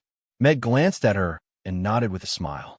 After the morning service, Meg received a message from She. Tomorrow night, barbecue for 2. Okay, 10 p.m. at my restaurant. Meg replied to her message. A smile appeared on Meg's face as he put down the communication device. Other than She, he would be meeting the second person from the underground city. Actually, it was not his first time meeting her. It was the mecha pilot on the ice field who used a battleship to self-destruct on Cthulhu. However, Meg still admired her fearless spirit. Come to think of it, she should be a tough guy who fits this fighting style. His wine was ready. Even if she was professionally trained, she should at least reveal something after drinking a few bottles of Maodai, right? He gave up on She. This woman was too stubborn. The underground city was too interesting, and he was eager to know more about it. As for choosing the restaurant instead of hiding it, it was his little trick. If he came into contact with She and her companions as Alex, as the strongest person on the Norland continent, the other party would definitely be very wary of him. This was not conducive to deep communication, let alone prying open their mouths. Therefore, he chose the restaurant as the location and accompanied it with barbecue and good wine. Once the comfort level was up, the wariness level was down. At this time, he could casually talk about his daily life and tell his own anecdotes, and he could basically get some useful information. Although he had never been involved in business, perhaps this was his natural business genes. Whether it was to become a god or to experience the high-tech world, Meg wanted to visit the underground city. The key to this door was in She's hands. Of course, he could also find some side doors. But before he really took action, he still wanted to know more about that unknown world. For example, if he was caught sneaking into the underground city, what kind of punishment would he face? Lantis was forced to successfully smuggle in as a whole, and had already become a part of the underground city. However, he didn't know what would happen to private individuals. Of course, this was the worst-case scenario. Judging from She's previous attitude, it was almost impossible for people from the Norland continent to enter the underground city through normal channels. Sherlock and Irina weren't killed or had their memories erased because they had a good working relationship. Sherlock had the ability to negotiate with the dungeon. He spent 5 million copper coins in the system to set up a surveillance system for all parts of the Norland continent. Currently, he found a few mysterious space nodes that might be connected to the underground city. He planned to explore them when he was free. Good luck, ladies. Meg bade farewell to the ladies who were going to take the test for Hope School. Boss, did you really not suggest to the principal to add a charm training academy? Angela asked Meg as she stood at the door. Meg looked at Angela, whose body was slightly tilted to reveal her beautiful curves. Her seductive eyes were like silk as she constantly released her charm. He shook his head helplessly. It's not the time to develop a socialite training class yet. The market is not enough now.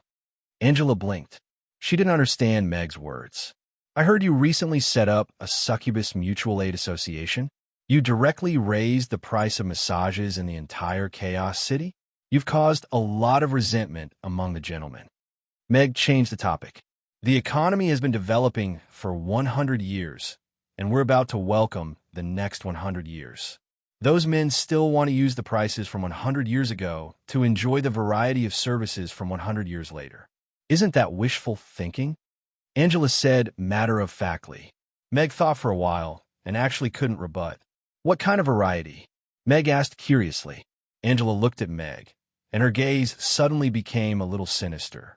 She slowly inched forward and whispered in his ear, "Boss, if you want to try, I can teach you." This woman was indeed a fatal temptation to men.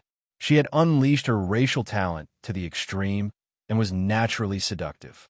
"Come on, don't pity me," Meg said seriously. "I'm not that kind of person. I'm just curious about new things." Angela took half a step back and pursed her lips. "Heh, men are all like that. One thing on the surface, another thing in bed. You sound like you know men very well. However, you haven't touched a man before, right?" Meg scrutinized Angela. As a veteran who had been on the battlefield for a long time, he could tell at a glance whether a woman was being flirtatious or not. This could prevent him from having a lush field on his head. Angela blushed, and her eyes flickered a little. She embarrassedly said, "Who said that? I have a lot of experience." Having a lot of experience in this area isn't something to be proud of. It's right for a girl to be reserved and restrained in certain aspects, Meg said calmly. "Yes, I'm a good girl." Angela lifted her chin slightly. She was very confident about that. "So, don't pretend to be an old hand next time." Meg knocked her head with his fist. "Ouch!" Angela bared her teeth and looked at Meg angrily. She had been tricked again. Meg looked at her and smiled. "No matter how much you hear, that's other people's business. Who said that succubi have to charm men? Aren't you doing well in the restaurant? You can also support yourself and live with dignity." Angela heard that and looked at Meg in a daze. Her heart was suddenly touched. What exactly did this man understand? When she left the Demon Islands, she had a sense of mission to change the fate of the succubi. She came with the dream of bringing the succubi back to their peak. Perhaps no one would care about the little dream of a succubi, and no one would think that the succubi, whose reputation had fallen to rock bottom, could make a comeback. However, she became a waitress at Amy's and worked here for a few months, successfully supporting herself. She didn't have to please men or charm anyone. She worked hard, completed her tasks, and lived with dignity. This was the life she wanted to let the other clansmen live. She wanted them to see that succubi could live the lives of other races.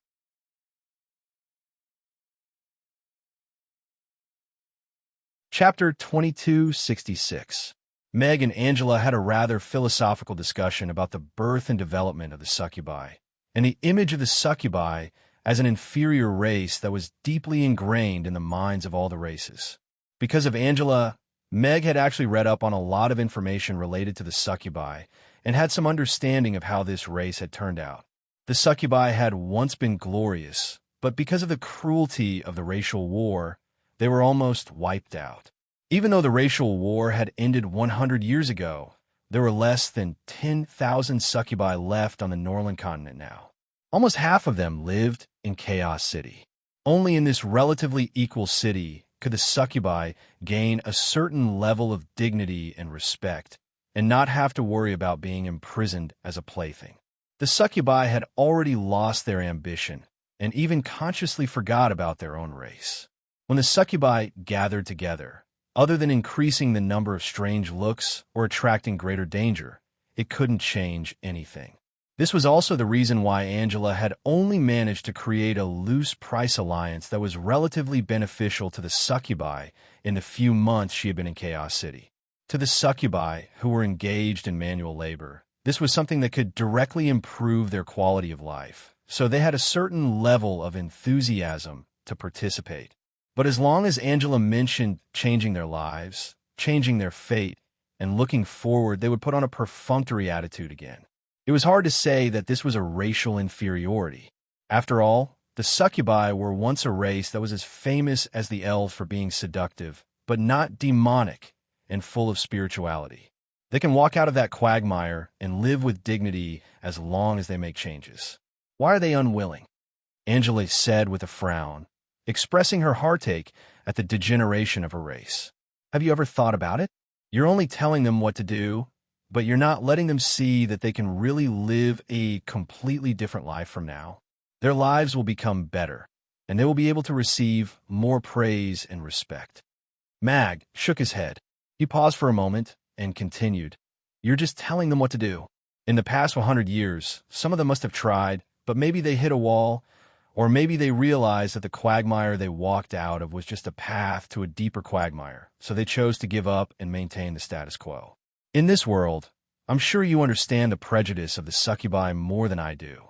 Angela pondered after hearing that. After a moment of silence, she looked up at Mag and said, Then, what should I do? They've heard a lot of words to persuade people to turn over a new leaf. Almost every man will have a long speech after they're done, and it's more organized and logical than yours. Instead of letting them do this and that, why don't you show them what a succubus can do after leaving those pink houses? If we can't change the world's prejudice against succubi, it will be very difficult for them to walk out of those pink houses and start a normal life, Meg said calmly. It sounds like you have a lot of experience, too. Angela had a strange expression on her face. Meg said seriously, I never go to that kind of place. I'm already a waitress now, and I've tried to explain myself, but they're still indifferent, Angela said helplessly. People who are used to making quick money don't want to sell their physical strength for such a meager salary. Meg shook his head. Besides, other than Amy's, you won't be able to find many restaurants that hire succubi waitresses. Angela stared at Meg and asked, What else do you think I can do? Why don't you go to the sea and film? Huh? Meg looked at Angela, whose cherry lips were slightly agape and had a confused expression, and explained, It's not the kind of film you're thinking of. Then, what's going to the sea to film? Angela asked, I've been thinking about a problem recently. How can I spread delicacies more widely so that I can change the food structure of the various races on the Northern continent, so that more people can taste delicious food? So, other than writing a magazine column, I plan to invest in a movie. Movie? What's that? A movie is a visual and auditory art. I plan to use a photo stone to film a story and then use the technology of advertising projection to broadcast it. Of course, there will be a fee to watch it. Meg explained simply. The idea of filming a movie had actually sprouted in his mind when he was recording the instructional video previously. After all, movies were such a good medium for dissemination and would definitely shock the audience far more than words and picture books. A simple instructional video would be too boring. Even if he could make it beautiful, the audience would be limited. However, if he could seamlessly incorporate a culinary advertisement into an excellent story, the dissemination would definitely increase greatly, and the number of fans he would gain would naturally increase as well. So, what exactly do I want to do? Angela still had a look of confusion. You want to become an actress, just like a drama actor. Meg gave a simple analogy. I know about drama. Angela understood a little, but she quickly shook her head. But I don't know how to act. No, you have talent. Just the scene of an experienced driver just now has already surpassed most of the popular starlets, Meg said with certainty. Who's the popular starlet? That's not important. Then, how should I cooperate with you? Come up and act on your own. Meg rolled his eyes and said, When I'm done writing the script, I'll find you for an audition. Oh, Angela nodded. Although she still didn't understand what Meg wanted to do, Angela had an inexplicable sense of trust in him. It was as if there was nothing the boss couldn't do. Perhaps she could really become a good actress? After Angela left, Meg sat by the floor-to-ceiling window with a glass of water beside his hand. His eyes were glued to the projection screen with great interest. He wasn't a professional when it came to making movies. However, he had a rich movie library on Earth. Kuan Yu, Lord of the Rings, Harry Potter, Master Dragon. Oh, Master Dragon probably wouldn't work. After all, letting a dwarf ride a dragon could easily start a racial war. However, Meg's first thought wasn't those fantasy blockbusters, but a relatively simple but interesting story. First of all, he wanted to make one thing clear. His purpose of making movies was to increase his popularity and at the same time, let more people learn how to cook from him. Secondly, he wanted to let Angela use this movie to change the negative stereotypes people had about the succubi to a certain extent and set a good benchmark for the succubi. Of course, if he could make a profit, that would be even better. No one would complain about having too much money. Of course, that was excluding pretentious people. Chapter 2267. A Chinese Ghost Story was undoubtedly an excellent movie. It was a movie that Meg had watched countless times. Of course, China's ancient Xinxia background was rather unfriendly to the Northern continent. This couldn't be changed according to Meg's preferences. If Meg were to copy it, he would probably pounce on him until his mother couldn't recognize him. After all, the people in this world would probably not understand what it meant to borrow the power of heaven and earth. Hence, Meg planned to make some changes. The setting of the story would be changed to the time when the demons invaded. The vixen Ning Shaoqian would become the succubus, and Shaoqian, the old demon of the Black Mountain, would be the great demon king who was controlled by the demons, and the scholar Ning Kaichen would become the human chef Mai Kaichen. A journey to save the world, a love that transcended species, and fate entangled them together. Please look forward to February 12th. He could ride on the wave of popularity of the demons that hadn't subsided yet. He also had the ultimate core of a Chinese ghost story, love and hatred. He could also properly integrate teaching people how to cook into the story. Meg felt that this idea was perfect. Meg got excited as he thought about it. He took out his notebook and started writing. A rough script was done in the morning. Although Meg had watched countless movies, he wasn't a professional scriptwriter. His knowledge of lines was too weak. Even though he copied a lot of lines from a Chinese ghost story, it still made him feel a little awkward. Looks like I have to talk to Vicky when I have time. She's the professional in this aspect. Meg kept his notebook and switched off the projection. He went into the kitchen to prepare for the lunch service. For the next 2 days, Meg was busy polishing the script, fixing the story background, and optimizing the dialogue and plot.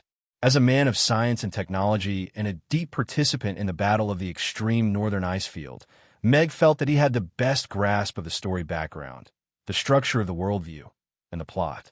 However, the lines and details made him a little anxious, including how to warm the relationship between the succubus and the little chef, how to make people sympathize and acknowledge her, and even the entire succubus race made him go bald. Goodbye. Mag stood at the door and watched the girls leave. He closed the door and sent a message to She. The charcoal is burning red, and the barbecue is sizzling on the grill. The wild cat next door can't help but climb up the wall because of the delicious smell. When will you guys arrive? I'll be there soon. His communicator vibrated, and Meg received a reply from She. As expected, everyone has a weakness. Meg smirked and put away the communicator. There was a stove on the table. The charcoal was indeed red hot, but the meat skewers were still marinated on a plate at the side. There was a transparent glass pot boiling on the stove. The red wine had not yet boiled. Fruits and spices were floating in the wine, and the aroma of the wine had begun to waft out. Spring had just arrived, and the snow outside had not completely melted. At this time, it was natural to have a pot of red wine first. Irina brought the 2 kids upstairs to sleep. Meg planned to meet the dungeon duo alone tonight. Phew, so cold. Isn't spring coming soon? Why is the weather still so damn cold? Vicky stood at the entrance of the opera house and stomped her feet. She blew out a breath of hot air to warm her cold hands. The opera troupe had not performed for the past few days. The opera house, which was nearing completion, had yet to be dismantled. The surrounding shops had been rented out and were under renovation, so the lighting was quite dim. Today, She changed into the costume she received from Mr. Hades yesterday. It was a little too extravagant, but she was going to meet her idol, Alex, so she chose this costume. Although there was a man she couldn't get, she still wanted to leave a good impression in his heart. She sent her the message 2 days ago, saying that she was going to have a meeting with Alex. The wording was quite official. Vicky thought it should be a more important and serious occasion. After all, Alex was the most powerful person on the Norland continent. He was above level 10, and even in the dungeon, he was close to the top of power. However, she did not understand why the meeting was so late. Maybe Alex is too busy. After all, he's so powerful. There must be a lot of things on the Norland continent for him to deal with, just like my grandpa. Vicky thought to herself. She could not help but think of the figure standing upright on the back of the purple-striped griffin. That sword move stunned her. I'm so nervous. How should I introduce myself later? The leader of the Black Cat's song troupe? No, I can't expose my identity. It might cause my grandpa to call me back. The granddaughter of the dungeon marshal? No. It sounds like I'm here to flaunt my family background. I'll be easily kidnapped. Vicky was in a dilemma when the bracelet on her wrist flashed. She turned her head and saw the invisible battleship hovering above the opera house. She glanced around and made sure no one was looking in this direction. She turned around and jumped onto the roof of the opera house. She stepped into the battleship that opened up. The battleship put away the spiral ladder and disappeared from the roof of the opera house. Sister She, is there anything important? Why did Alex suddenly want to see us? Vicky entered the cockpit and asked curiously as she looked at She, who was still wearing the red and black combat uniform in the pilot's seat. He was the one who made the request. I don't know his purpose yet. She turned around and glanced at Vicky's gorgeous outfit. Her eyes lit up slightly, but she quickly regained her composure. Did he ask you to call me along? Vicky was pleasantly surprised. Yes. She nodded. This was indeed Meg's request. He can't be. Vicky bit her lower lip and looked a little shy. She did not expect him to still be thinking about her. She looked at her strangely, not knowing why she was shy. However, with her character, she did not ask and just said calmly, you know the dungeon's confidentiality rules. No matter what he says, you have to keep it a secret. Vicky was a little scared under She's stare and nodded seriously. She knew very well that this young lieutenant colonel, who was admired by her grandfather, was known for being a stickler for discipline. This was also the reason why she was chosen as an observer. Along the way, Vicky and she chatted about the recent anecdotes in Rodu. She listened more than she spoke, only asking 1 or 2 questions occasionally. 10 minutes later, they arrived at Chaos City. Vicky walked to the porthole and looked at the big black city below. She smiled and said, I came to Chaos City last year and stayed here for half a month. I heard that there's a famous restaurant called Amy's here. The boss, Meg, cooks so well that even my neighbor, Mr. Hades, learned to cook from him and is quite good at it. I didn't expect Alex to be here too. She looked at her and thought for a while. The 3 people she mentioned seemed to be the same person. The Trinity. Chapter 2268. Hearing the knock on the door, Meg, who was sitting by the fire at the table, got up to open the door. When he saw the petite figure standing beside She outside the door, his expression was slightly stunned. Why is it her? Meg's heart was full of question marks. He never would have thought that the person who piloted the mecha on the Arctic tundra and wanted to perish together with the Great Old One was actually this little kitten. Miss Black Cat Vicky, the leader of the Black Cat song troupe. Vicky's expression at this moment was a mixture of surprise and admiration. When she saw She parking the battleship outside Mama's, she was a little surprised. When she knocked on the door and saw the man who opened the door, her eyes lit up again. This man was tall and wore a black and white chef suit. His handsome face and gentle temperament deeply attracted her attention. Alex. Almost immediately, she confirmed the identity of this man in front of her. This man was probably the only one in this world who had such an otherworldly temperament. Through him, she looked at the restaurant behind him. It was already closed, but the lights were on. However, there was only one table with all kinds of ingredients on it, as if it was waiting for the arrival of customers. There was no one else in the restaurant. There was no boss or waiter, only this man in a chef's suit standing at the door like the host welcoming the guests. "So, he's still Meg?" Vicky was slightly stunned. She felt as if she had discovered an incredible secret and muttered, "Meg Alex." Vicky was not a little white flower who did not know anything. She was born in the best family in the underground city and received the best education since she was young. She also had extraordinary wisdom. During this period of time, she had collected some information about Alex's identity, including the details of Alex's background. Of course, it was all information that ordinary people knew, such as Alex's name that was not often mentioned, Meg. And this name was very famous in the culinary world during this period of time. Meg, the head chef of Mama's, a man who was known as the best chef in the world. Alex, the most powerful being on the Norland continent, the commander-in-chief of the Allied forces, and the main force in sealing the devils. It was at this moment that these two men, who didn't seem to be compatible with each other, coincided. Meg and Alex were the same person. Meg Alex was this godlike man, the #1 powerhouse of the Norland continent, or the #1 chef of the Norland continent. Vicky's mouth opened wider and wider. She suddenly felt that her so-called wonderful life was nothing in front of this person. One had to know that when Alex had disappeared, Meg had even attended the birthday banquet of the Roth Empire's king and received the title of the best chef at the banquet. This man, who had once been persecuted by the Empire's royal family, had appeared in front of his enemies in such a manner. However, he had used another method to win their respect and admiration. Furthermore, he had not tampered with the food at all. What kind of dramatic plot was this? What kind of admirable conduct was this? What made Vicky even more curious was that she had once witnessed his powerful abilities with her own eyes.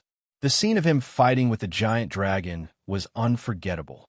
Then, how did he master such superb culinary skills? Could it be that she was also a time manager?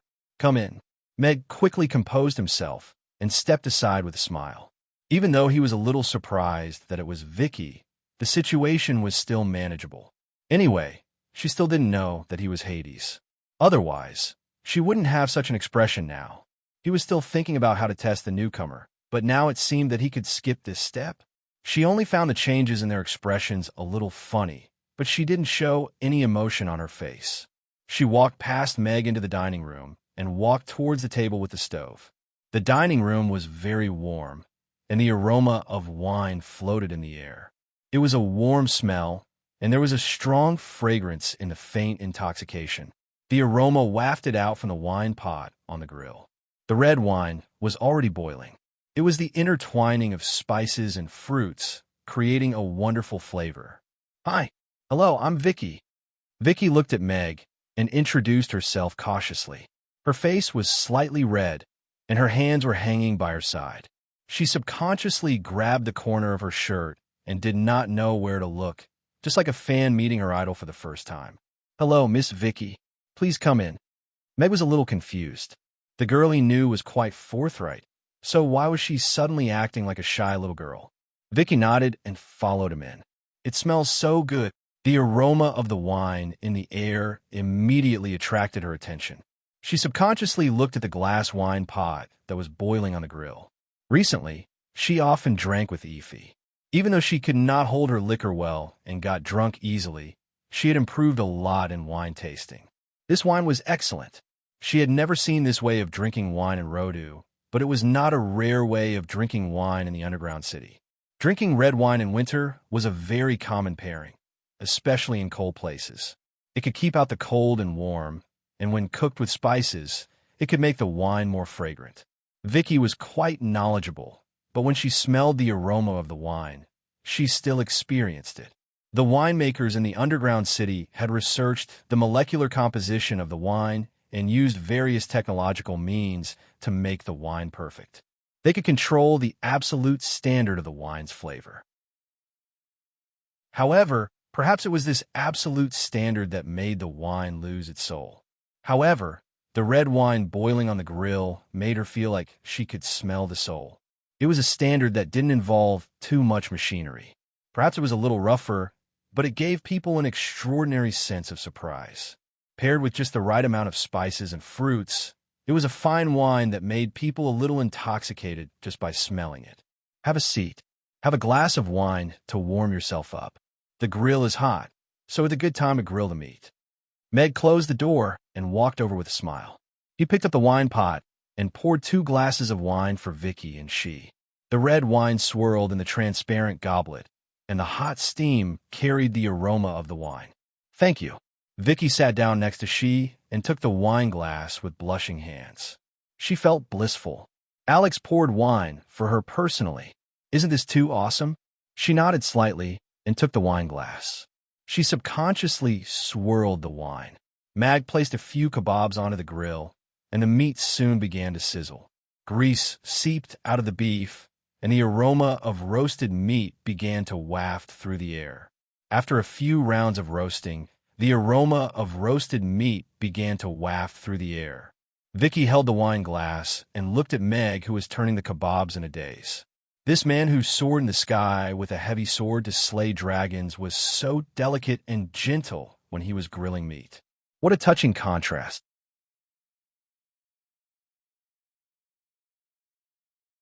Chapter 2269. The square pieces of beef were skewered into skewers and spread out evenly on the grill. The charcoal on the stove was burning red, and the red wine was still boiling at the side. The steamy smell of life wafted over. However, the man standing behind the grill was Alex, who was originally standing above the clouds. This feeling was a little strange. At least, that was what Vicky thought when she took a handful of beef skewers. The aroma of the barbecued meat wafted over. The translucent fatty meat was like small crystals embedded in the beef. The sauce was applied very carefully and evenly. The barbecued meat slowed down and glowed with oil, looking exquisite and delicious. Vicky had eaten a lot of roast meat, and many of them are made by famous chefs. They were served on exquisite plates and decorated to make them more exquisite and cute. One had to use a fork and knife to taste them elegantly. Now, she was holding a bamboo skewer in her hand. There were 5 3-centimeter cubes of beef on it. If one wanted to taste it, they had to hold the skewer, put them to their mouth, and bite off the top one. It didn't look that elegant eating method. However, Vicky didn't feel embarrassed about it. After all, she was no longer the spoiled young lady who was raised in a high wall. She was Miss Black Cat, who had wandered on the Norland continent for a year. When there was no food, she had led her group to search the dug fields and pick up the potatoes that hadn't been dug out. It was also a common thing to roast the game that they caught on a skewer. Using clean and round bamboo skewers like this, pieces of evenly sized beef cubes that showed her knife skills, she did not have the slightest resistance at all. The only thing that made her reserved was eating in front of Alex. Shouldn't she be a little more elegant? However, she didn't eat much tonight. She just watched Meg roast the meat on the grill, watched the meat slowly cook on the grill, and smelled the tempting aroma. Now that she was holding a skewer in her hand, she really couldn't stand it. Awoo! One piece of beef at a time. Vicky's little face lit up immediately. As soon as the beef entered his mouth, the slightly charred skin and the garlic-scented sauce melted in his mouth. The garlic-scented aroma, which was usually a little pungent, became gentle and delicious under the neutralization of the meat. As he chewed, the juices of the meat burst out between his teeth. The tender beef melted in his mouth, and a rich meat aroma spread out from the beef. The delicious taste blossomed in his mouth, and he could feel his taste buds cheering with joy with every bite. She felt as if she had fallen into a pool of hot meat, surrounded by raging flames, and in front of her was a huge piece of barbecued meat. Choose to escape, or should he continue to savor the delicacies? Without a doubt, she chose the latter. Phew! Vicky exhaled a mouthful of hot air, put down the bamboo skewer in her hand, and then looked at Meg in amazement. This roast beef is delicious. Delicious. It was far more delicious than she had imagined. It was just a skewer of roast beef, but it had already defeated all the chefs she had tasted in the past. They had lost completely. Even if they had already made the name of molecular cuisine and thought that they had mastered the essence of food. However, they seemed to have forgotten that delicious food needed a soul. When they took out the food from the cold equipment, they forgot to add some flavor to the food. Even if the texture and taste were the best, it was difficult to bring about a sense of awe and empathy. However, Mag's roast meat was completely different. Regardless of whether it was the beef kebab that was slowly being cooked on the grill, or the fact that the beef was being cooked through its own fat, or the warmth of the stove, or Mag's exquisite and elegant technique for flipping the kebab, all of these factors had injected soul into his roast beef kebab. This was a roast beef kebab with a soul. It was warm, delicious, and full of happiness. Vicky had already picked up the second kebab and bit off a piece of beef. She closed her eyes and felt the feeling of happiness exploding in her mouth. The corners of her lips curled up unconsciously, and a relaxed and joyful smile appeared on her face. How amazing! In front of a native of the Norland continent, in front of Alex, whom she revered, as someone from the underground city, she had entered a relaxed state so quickly even though it was her first time meeting him. However, this feeling was quite comfortable. Is it really that good? She looked at Vicky before retracting her gaze and looking at the kebab on the plate in front of her. She originally wanted to ask Meg to make her a portion of red braised pork because she had emptied her stomach for a day before coming here. Now, she wanted to try the roast meat first before making a decision. Of course, the red braised pork was a must. After all, she had a lifetime free red braised pork card. It would be a waste not to eat it. She picked up a kebab and elegantly put it into her mouth. She's indifferent pair of thin eyebrows suddenly raised, and her face lit up. The delicious sauce on the surface of the beef and the gravy flowing from the cut instantly awakened her taste buds. With a light chew, the gravy splashed in her mouth, colliding with the sauce and seasoning to create an incredible taste. It was as if a thunderbolt fireball exploded in her mouth and then turned into countless thunderbolt fireballs. The deliciousness completely exploded. The more she chewed, the more frequently the fragrance exploded. She could not help but chew faster and faster, and then it became an interesting cycle that she could not stop at all. Even when the meat was swallowed into her stomach, the unforgettable fragrance still lingered between her lips and teeth.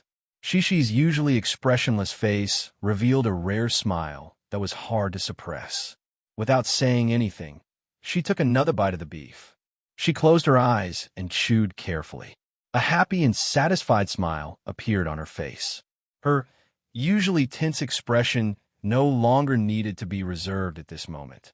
What a wonderful and delicious food. It was not inferior to the red braised pork. It was another delicious experience. Of course, the red braised pork still occupied an important place in her heart. She opened her eyes and looked at Meg. She asked, "Is there rice?" "Barbecue with rice." She knew how to eat. Meg glanced at her and nodded. "I'll get it for you." Aside from rice, there was also a pot of red braised pork simmering in the kitchen. Meg scooped 2 bowls of rice and brought out the red braised pork and placed it directly in front of Shi. Anyway, he did not expect to get this woman drunk. If she drank seriously, he even suspected that he would be the first to get drunk. Red braised pork. Shi's eyes lit up, and the way she looked at Meg became gentler. Sometimes, she had to admit that this man did make her feel very comfortable. It was just right to make her feel taken care of, as if he had already seen through her thoughts, or rather, he had already thought of it in advance. This is red braised pork. It's delicious too. She put 1 bowl of rice in front of Vicky and introduced it for the first time. Chapter 2270. Vicky looked at the red and fragrant red braised meat in the pot, and her throat moved unconsciously. She wondered why they were not eating barbecued meat. Why were they eating rice all of a sudden? However, she still caught on to the main point. "Sister Shi, did you guys eat together often?" Vicky asked. Sister Shi took the initiative to introduce the dishes. She did not even ask to eat, but Meg took the initiative to bring them out. This showed that the relationship between the two was not as simple as it seemed. Twice, she replied calmly and picked up a piece of red braised pork with her chopsticks and put it in her bowl. Vicky observed Shi carefully. She, who was usually serious, had a lively and interesting expression when she ate the red braised pork. She ate a big piece of red braised pork with her eyes slightly squinted. She chewed slowly and raised her eyebrows slightly. When she chewed, her body trembled slightly like waves, and the corners of her mouth curled up. It was obvious that she was in a good mood and enjoying it. After swallowing the red braised pork, she immediately took a mouthful of rice. She chewed the rice more happily, but still chewed very carefully, as if she was enjoying the process. Just like that, she ate 3 pieces of rice and red braised pork consecutively. She picked up the unfinished beef kebab beside her, a piece of roast beef. She chewed it carefully and swallowed it. Then, she took a mouthful of rice. It was impolite to stare at others while eating, but Vicky and Meg could not help but take a few more glances. Vicky found it strange, as this was the first time she watched she eat. Mag, on the other hand, was looking at her with admiration. She had the intellectual and rigorous feeling of a technician when she ate. She had to chew a mouthful of red braised pork 12 times, a mouthful of rice 18 times, and beef cubes 20 times. However, she would control her chewing speed, so she only took 6 seconds to swallow each type of food. "Why are you staring at me?" She looked up and met Meg's gaze. "I'm just curious. Does the Army have special training when it comes to eating?" "One food every 6 seconds," Meg said frankly. "No," she answered briefly and seriously. "Oh." Meg didn't say much either. After all, staring at other girls while they were eating wasn't something worth talking about. However, Vicky couldn't help but want to laugh. She lowered her head and bit a piece of beef in her mouth, but she couldn't continue chewing because the corners of her mouth were raised too much. She knew that the Galaxy Fleet in the underground city did not eat for training. After Meg's reminder, she finally understood why there was a strange rhythm when she watched she eat. It turned out that he had obsessive-compulsive disorder.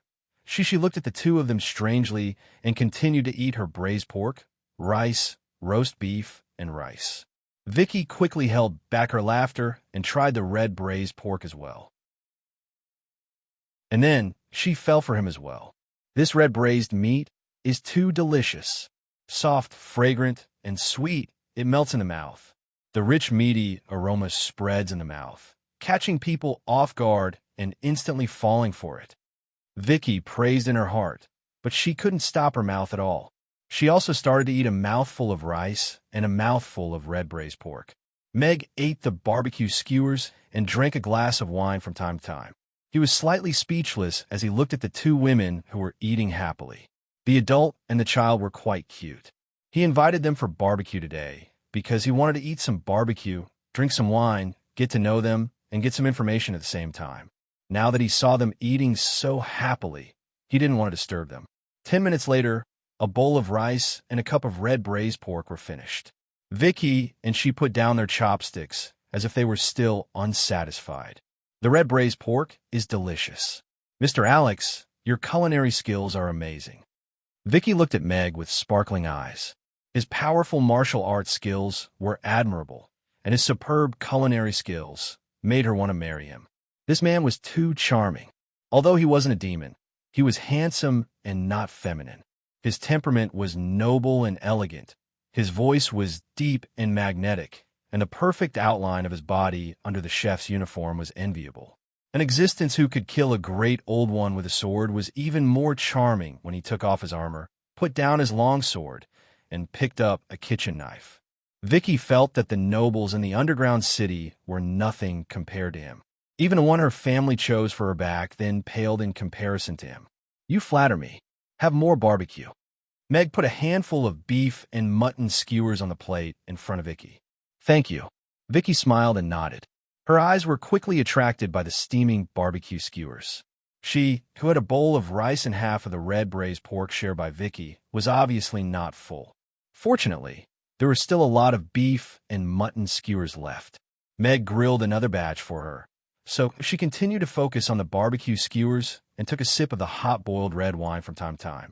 Vicky held the warm wine glass and took a sip of the red wine. The cooked red wine tasted warm and moist, with the aroma of fruits and spices. It was sweet and warm all the way to the tip of one's heart. Vicky's eyes lit up. She felt that it was better than any wine she had ever tasted. It was like a kind of fruit juice. However, after swallowing, there was a lingering aftertaste. It was as if a beauty was caressing her neck, seductive and charming. Soon, a blush appeared on her face. She could not hold her liquor well. She usually did not drink and could not stand the stimulating taste of most strong alcohol. However, this boiled red wine gave her a warm and comfortable feeling. It was a little intoxicating and addictive. Accompanied by the barbecue skewers, it did not take long for her to down a glass of red wine. Meg poured her another glass. He looked at Vicky and casually said, "Miss Vicky, do you live on the Norland continent? I heard you say that you are very familiar with the Norland continent's common language." She looked up at him and then at Vicky. She thought for a while and looked away to continue eating the barbecue skewers. Meg noticed her little movements. His expression did not change, but he found it funny. The current situation was like this. He knew that Vicky was the leader of the Black Cat Song Troupe, but Vicky did not know that he was under the alias of Hades.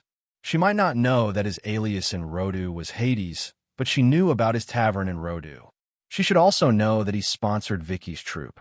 Moreover, his current identity was very unreliable. If Vicky came to Amy's during the day, she would see the human-shaped billboard at the door and then see Ian's painting. From there, she would deduce his identity. Everyone had 2 or 3 identities, so there was no need to be afraid of being recognized. After all, no one would have thought that the girl who sang and danced on stage was not only the leader of the Black Cat Song Troupe, but also the young lady of a big family in the underground city. She also drove a battleship to self-destruct with Cthulhu and escaped from danger with a mecha on the ice field. Meg just found it interesting, so he decided to maintain this distance and test this girl who obviously could not hold her liquor. Vicky faltered slightly upon hearing that. She looked at Mag with a contemplative expression before replying with a smile. "That's right. I've been living on the Norland continent for a year now, and I've even established an opera troupe, the Black Cat Opera Troupe. Have you heard of it? So the Black Cat Song Troupe was founded by you. I heard that it is the best opera troupe on the Norland continent." Meg nodded with a look of admiration and surprise. Chapter 2271. You've really heard of the Black Cat Song Troupe? And you actually gave it such a high evaluation. This time, it was Vicky's turn to be stunned. She looked at Meg in disbelief. The Black Cat Song Troupe had always been her pride, and was also a work that she had worked hard for a long time. But rationally, before moving to Romo Street, the Black Cat Song Troupe had no reputation at all. Even now, when a market was gradually opening up, it was still a very small presence. But Meg actually said that the Black Cat Song Troupe was the best opera troupe on the Norland continent. She was touched by his praise, excited, and a little shameful. However, it was as if her most cherished thing, which had been questioned and mocked by others, had been praised and appreciated by someone. This feeling of meeting a soulmate made her like Meg even more. "Yes, I've heard of it. Someone said that it's the future of opera on the Norland continent. After seeing you, I think what he said makes sense." Meg nodded sincerely. There were probably only 2 opera troupes on the Norland continent now. Compared to that professional hypnosis opera troupe, the Black Cat Song Troupe's professionalism was indeed much better than its peers. Vicky looked at Meg and was so touched that she almost wanted to marry him. In her opinion, with Meg's status and identity, he didn't need to lie to her at all. Then, he must be telling the truth. Ever since she started the Black Cat Song Troupe, she had encountered many difficulties, heard countless rumors and discouraging words, and suffered countless blows. But at this moment, the person in front of her, the most powerful person on the Norland continent, said that the Black Cat Song Troupe was the future of opera on the Norland continent. She believed it. It's hard to find a soulmate. This toast is to you. Vicky raised her wine glass. Meg raised his wine glass and clinked it with hers. Vicky downed her wine rather generously. Meg emptied his glass as well and placed a few kebabs in front of Vicky. "Don't just drink, eat more kebabs." Before Meg could finish a sentence, Vicky was already lying on the table. "Meg, His mood was almost done brewing, and the wine was in place. He was just about to start getting information out of her, but she was already drunk? Meg suddenly felt like he was being freeloaded. She glanced at Vicky and then at the frozen Meg. The curl of her lips showed her mood, but she did not stop eating. Meg sighed inwardly, but still went to get a blanket for Vicky. As it turned out, some girls looked gullible on the surface, but in reality, they were not that gullible. Of course, if you want to cheat other things, that's another story. Meg filled She's glass with red wine, sat down again, and drank while eating kebabs. He did not intend to persuade She. The alcohol content of this kind of boiled red wine was almost negligible, so it should be no different from drinking plain water to her. If they really drank, he might be the one to lose. Why did you pretend not to know her? She put down the bamboo skewer in her hand, looked at Meg, and asked, "Did you already know her identity when you helped her?" She's eyes were sharp as she looked at Meg seriously. "To be honest, before today, I thought you would bring a strong man over, so I specially prepared 2 boxes of Maodai." Meg smiled and glanced at Vicky, who was lying on the table. "I helped her because I saw her talent. Moreover, helping her is also an investment. I paid her money because I thought she could give me a higher return. She has the ability." Seems like a coincidence. She looked away. The lie detector told her that he was not lying. Maybe it's fate. Meg shrugged. She picked up another kebab and said, "She also signed the confidentiality agreement. It's impossible for you to get information about the underground city from her. Is there a rule in your agreement that says you can't make friends with people from the Norland continent?" Meg asked with a smile. "Yes." She nodded. Meg was speechless. Meg knew that this was a rule set by the underground city to maintain its secrecy, but he still felt uncomfortable. However, the underground city had greater power and more advanced technology, but did not enslave the Norland continent. This was already considered to be quite ethical. After all, in sci-fi movies, there was often a master-servant relationship between the two worlds that had a huge difference in standards but were connected to each other. Even an earthling like him was impressed by the moral standards of the ancients. "Actually, I don't mean any harm. At least the underground city gives me a good impression. I don't want the various races of the Norland continent to be impacted by the underground city." Meg looked at She and said calmly, "As an observer, you should know the living standards of the Norland continent. It's not a good thing to let them know about the existence of another world, even if it's just a small number of people. I know you won't deliberately spread this news." She took a sip of wine. "That's why the underground city doesn't intend to do anything else to you. Is the existence of the Norland continent a secret in the underground city?" Meg asked again. "It's a secret belonging to a small number of people." She nodded. Meg nodded thoughtfully. To the underground world, the Norland continent was like a newbie's village. Although there would be some big bosses appearing occasionally, they were able to show off with their powerful technology. However, it was not common for people in the underground city to cross the border. Even a young lady like Vicky had to smuggle herself into the Norland continent. At one point, she was in such a pathetic state that she could not even afford to eat. The upper echelons of the underground city must have some kind of tacit understanding or were restricted by some kind of clause in the Norland continent's policies. Although he was curious, Meg still restrained himself from the idea of connecting the two worlds. It was an accident that Lantist fell into the underground city, and he did not expect the underground city to accept them. The tens of thousands of years of technological difference did not just bring about a generation gap. The Norland continent might fall into disorderly chaos because of this. In comparison, it was more practical to let the people of the Norland continent sit on the Mercedes-Benz train, let them read colorful picture books, and watch a movie with food advertisements in the cinema during their free time. The barbecue lasted for more than an hour. Meg finally fried a piece of steak for She to end the supper. The barbecue was delicious. "Thank you for your hospitality," she said to Meg after wiping her mouth. "You're welcome. Have you thought of another dish for free for life?" Meg asked with a smile. She thought for a while and shook her head. "Let me think about it." When she only had red braised pork, she thought it was the most delicious food in the world. Then she had roast beef kebabs and mutton kebabs today, and thought they were equally delicious.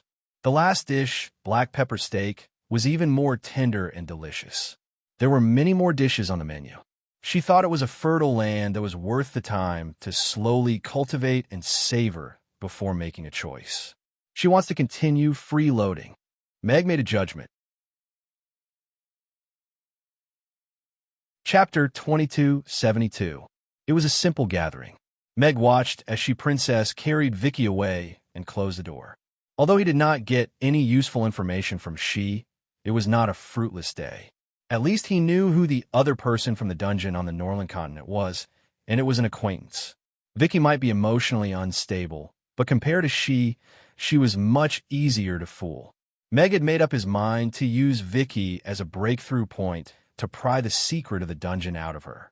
With the Black Cat song troupe around, there was no way she could escape. Meg was about to clear the table when Irina came down from the corner of the stairs with a smile. "Isn't it fun drinking and having fun with the two beauties?"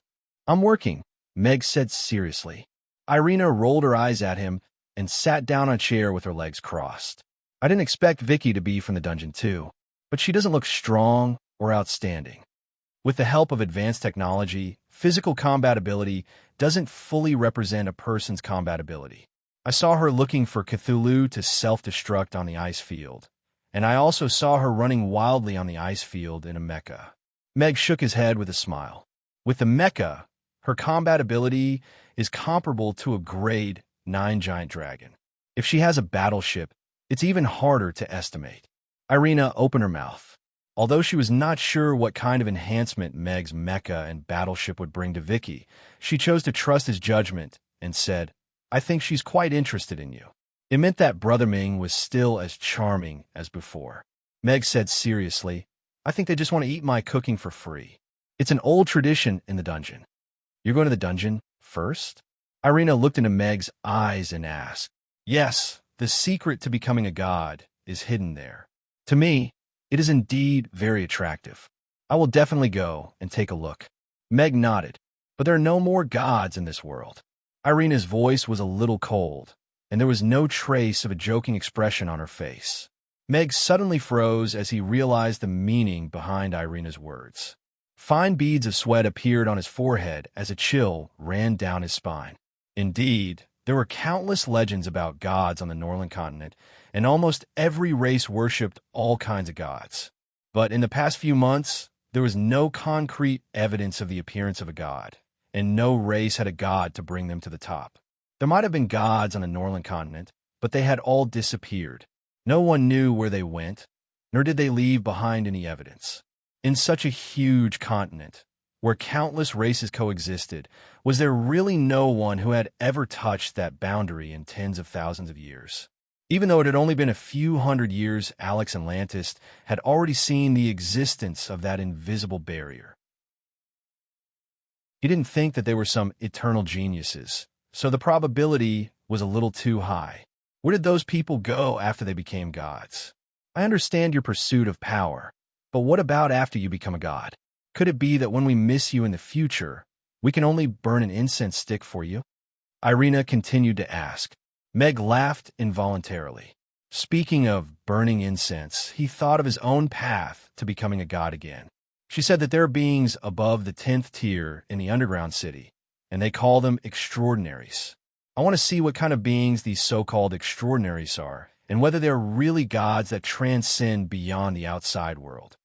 Meg said seriously, if they can still stay in the underground city after they become gods, then it means that everything can be broken. Irina nodded thoughtfully and said, if you meet a real god, I'm afraid it will be difficult for you to escape after you enter the underground city. If I can't win, I'll run. I'm quite confident in my ability to escape. Meg smiled and said. He moved closer to Irina and reached out to massage her shoulders.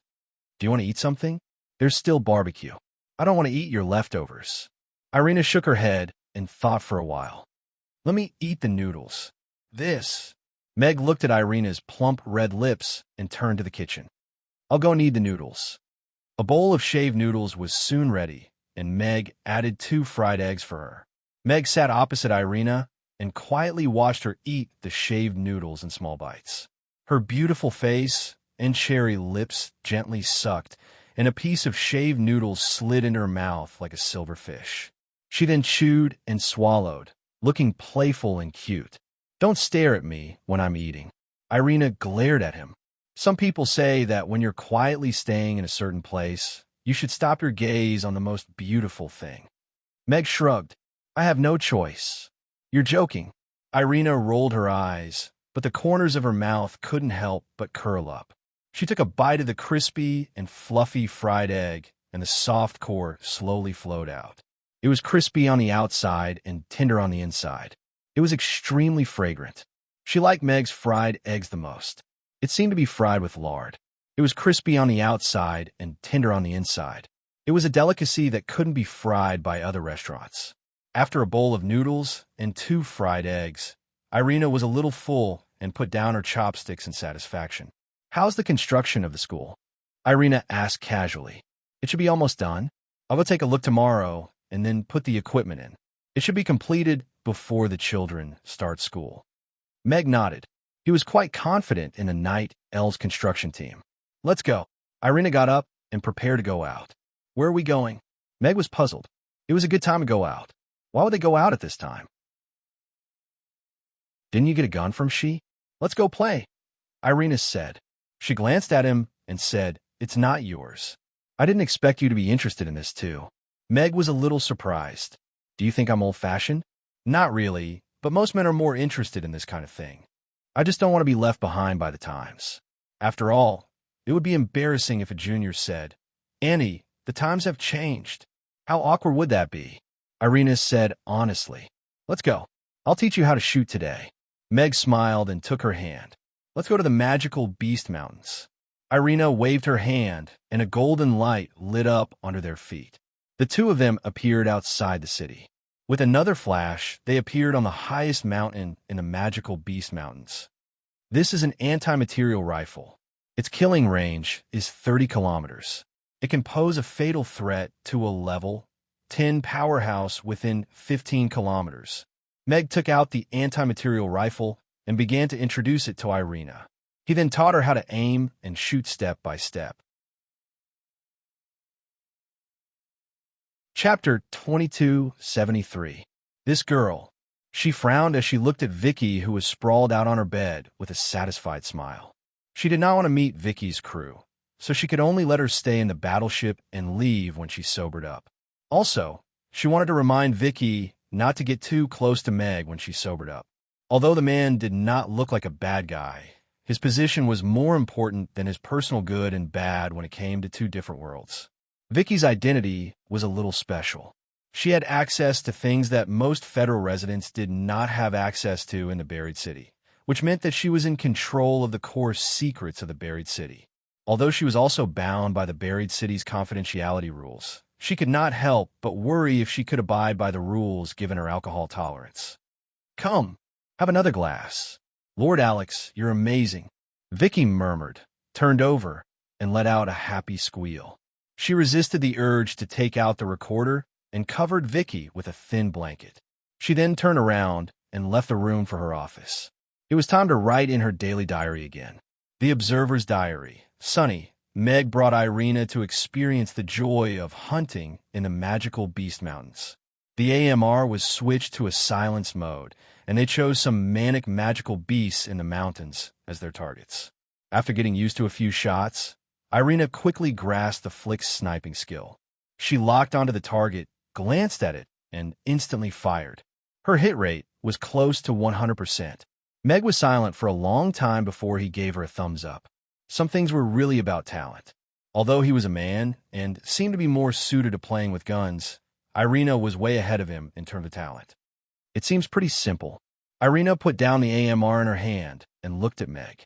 She asked, "Is this the standard of most people's first time playing with guns?" Meg's mouth twitched. This was not the standard of most people's first time playing with guns. This was the declaration of the rise of a female soldier. "You are very talented when it comes to guns," Meg said with a smile. "The power of this gun has far exceeded my expectations. If the one using this gun was an ordinary human, as long as he or she had undergone professional training and found a suitable sniping point, Here she would definitely be able to kill an unprepared level 10 powerhouse. Irina looked at the gun in her hand and said solemnly, "The power of the dungeon is far beyond my expectations." Meg nodded. If it was the dungeon that invaded and not the Spectre army, we wouldn't have been able to resist. Disregarding everything else, just the battleships that they deployed were enough to bring about a high-intensity dimensionality reduction attack to the Norland continent, not to mention the powerful individual combat prowess enhanced by firearms and mechas. Then how do we guard against their invasion? Irina asked again. We don't need to think about it for now, because we don't have any way to deal with it. Meg shook his head with a smile. Don't harbor any enmity towards them for now, and don't treat them as imaginary enemies. Don't even let a fourth person on the Norland continent know about the existence of the dungeon other than you, me, and Gina. That will save the Norland continent from danger. The dungeon took the initiative to separate from the Norland continent and forced both sides to be separated. We just need to maintain the status quo. Irina nodded thoughtfully, seeming to be a lot more at ease. Do you want to play for a while more? Or go back directly? Meg asked. Let's go back. It's enough to know what this thing is and how powerful it is. But I still prefer direct combat. Irina passed the gun in her hand to Meg. Meg thought of her holding the foldable chair and felt an inexplicable urge to laugh.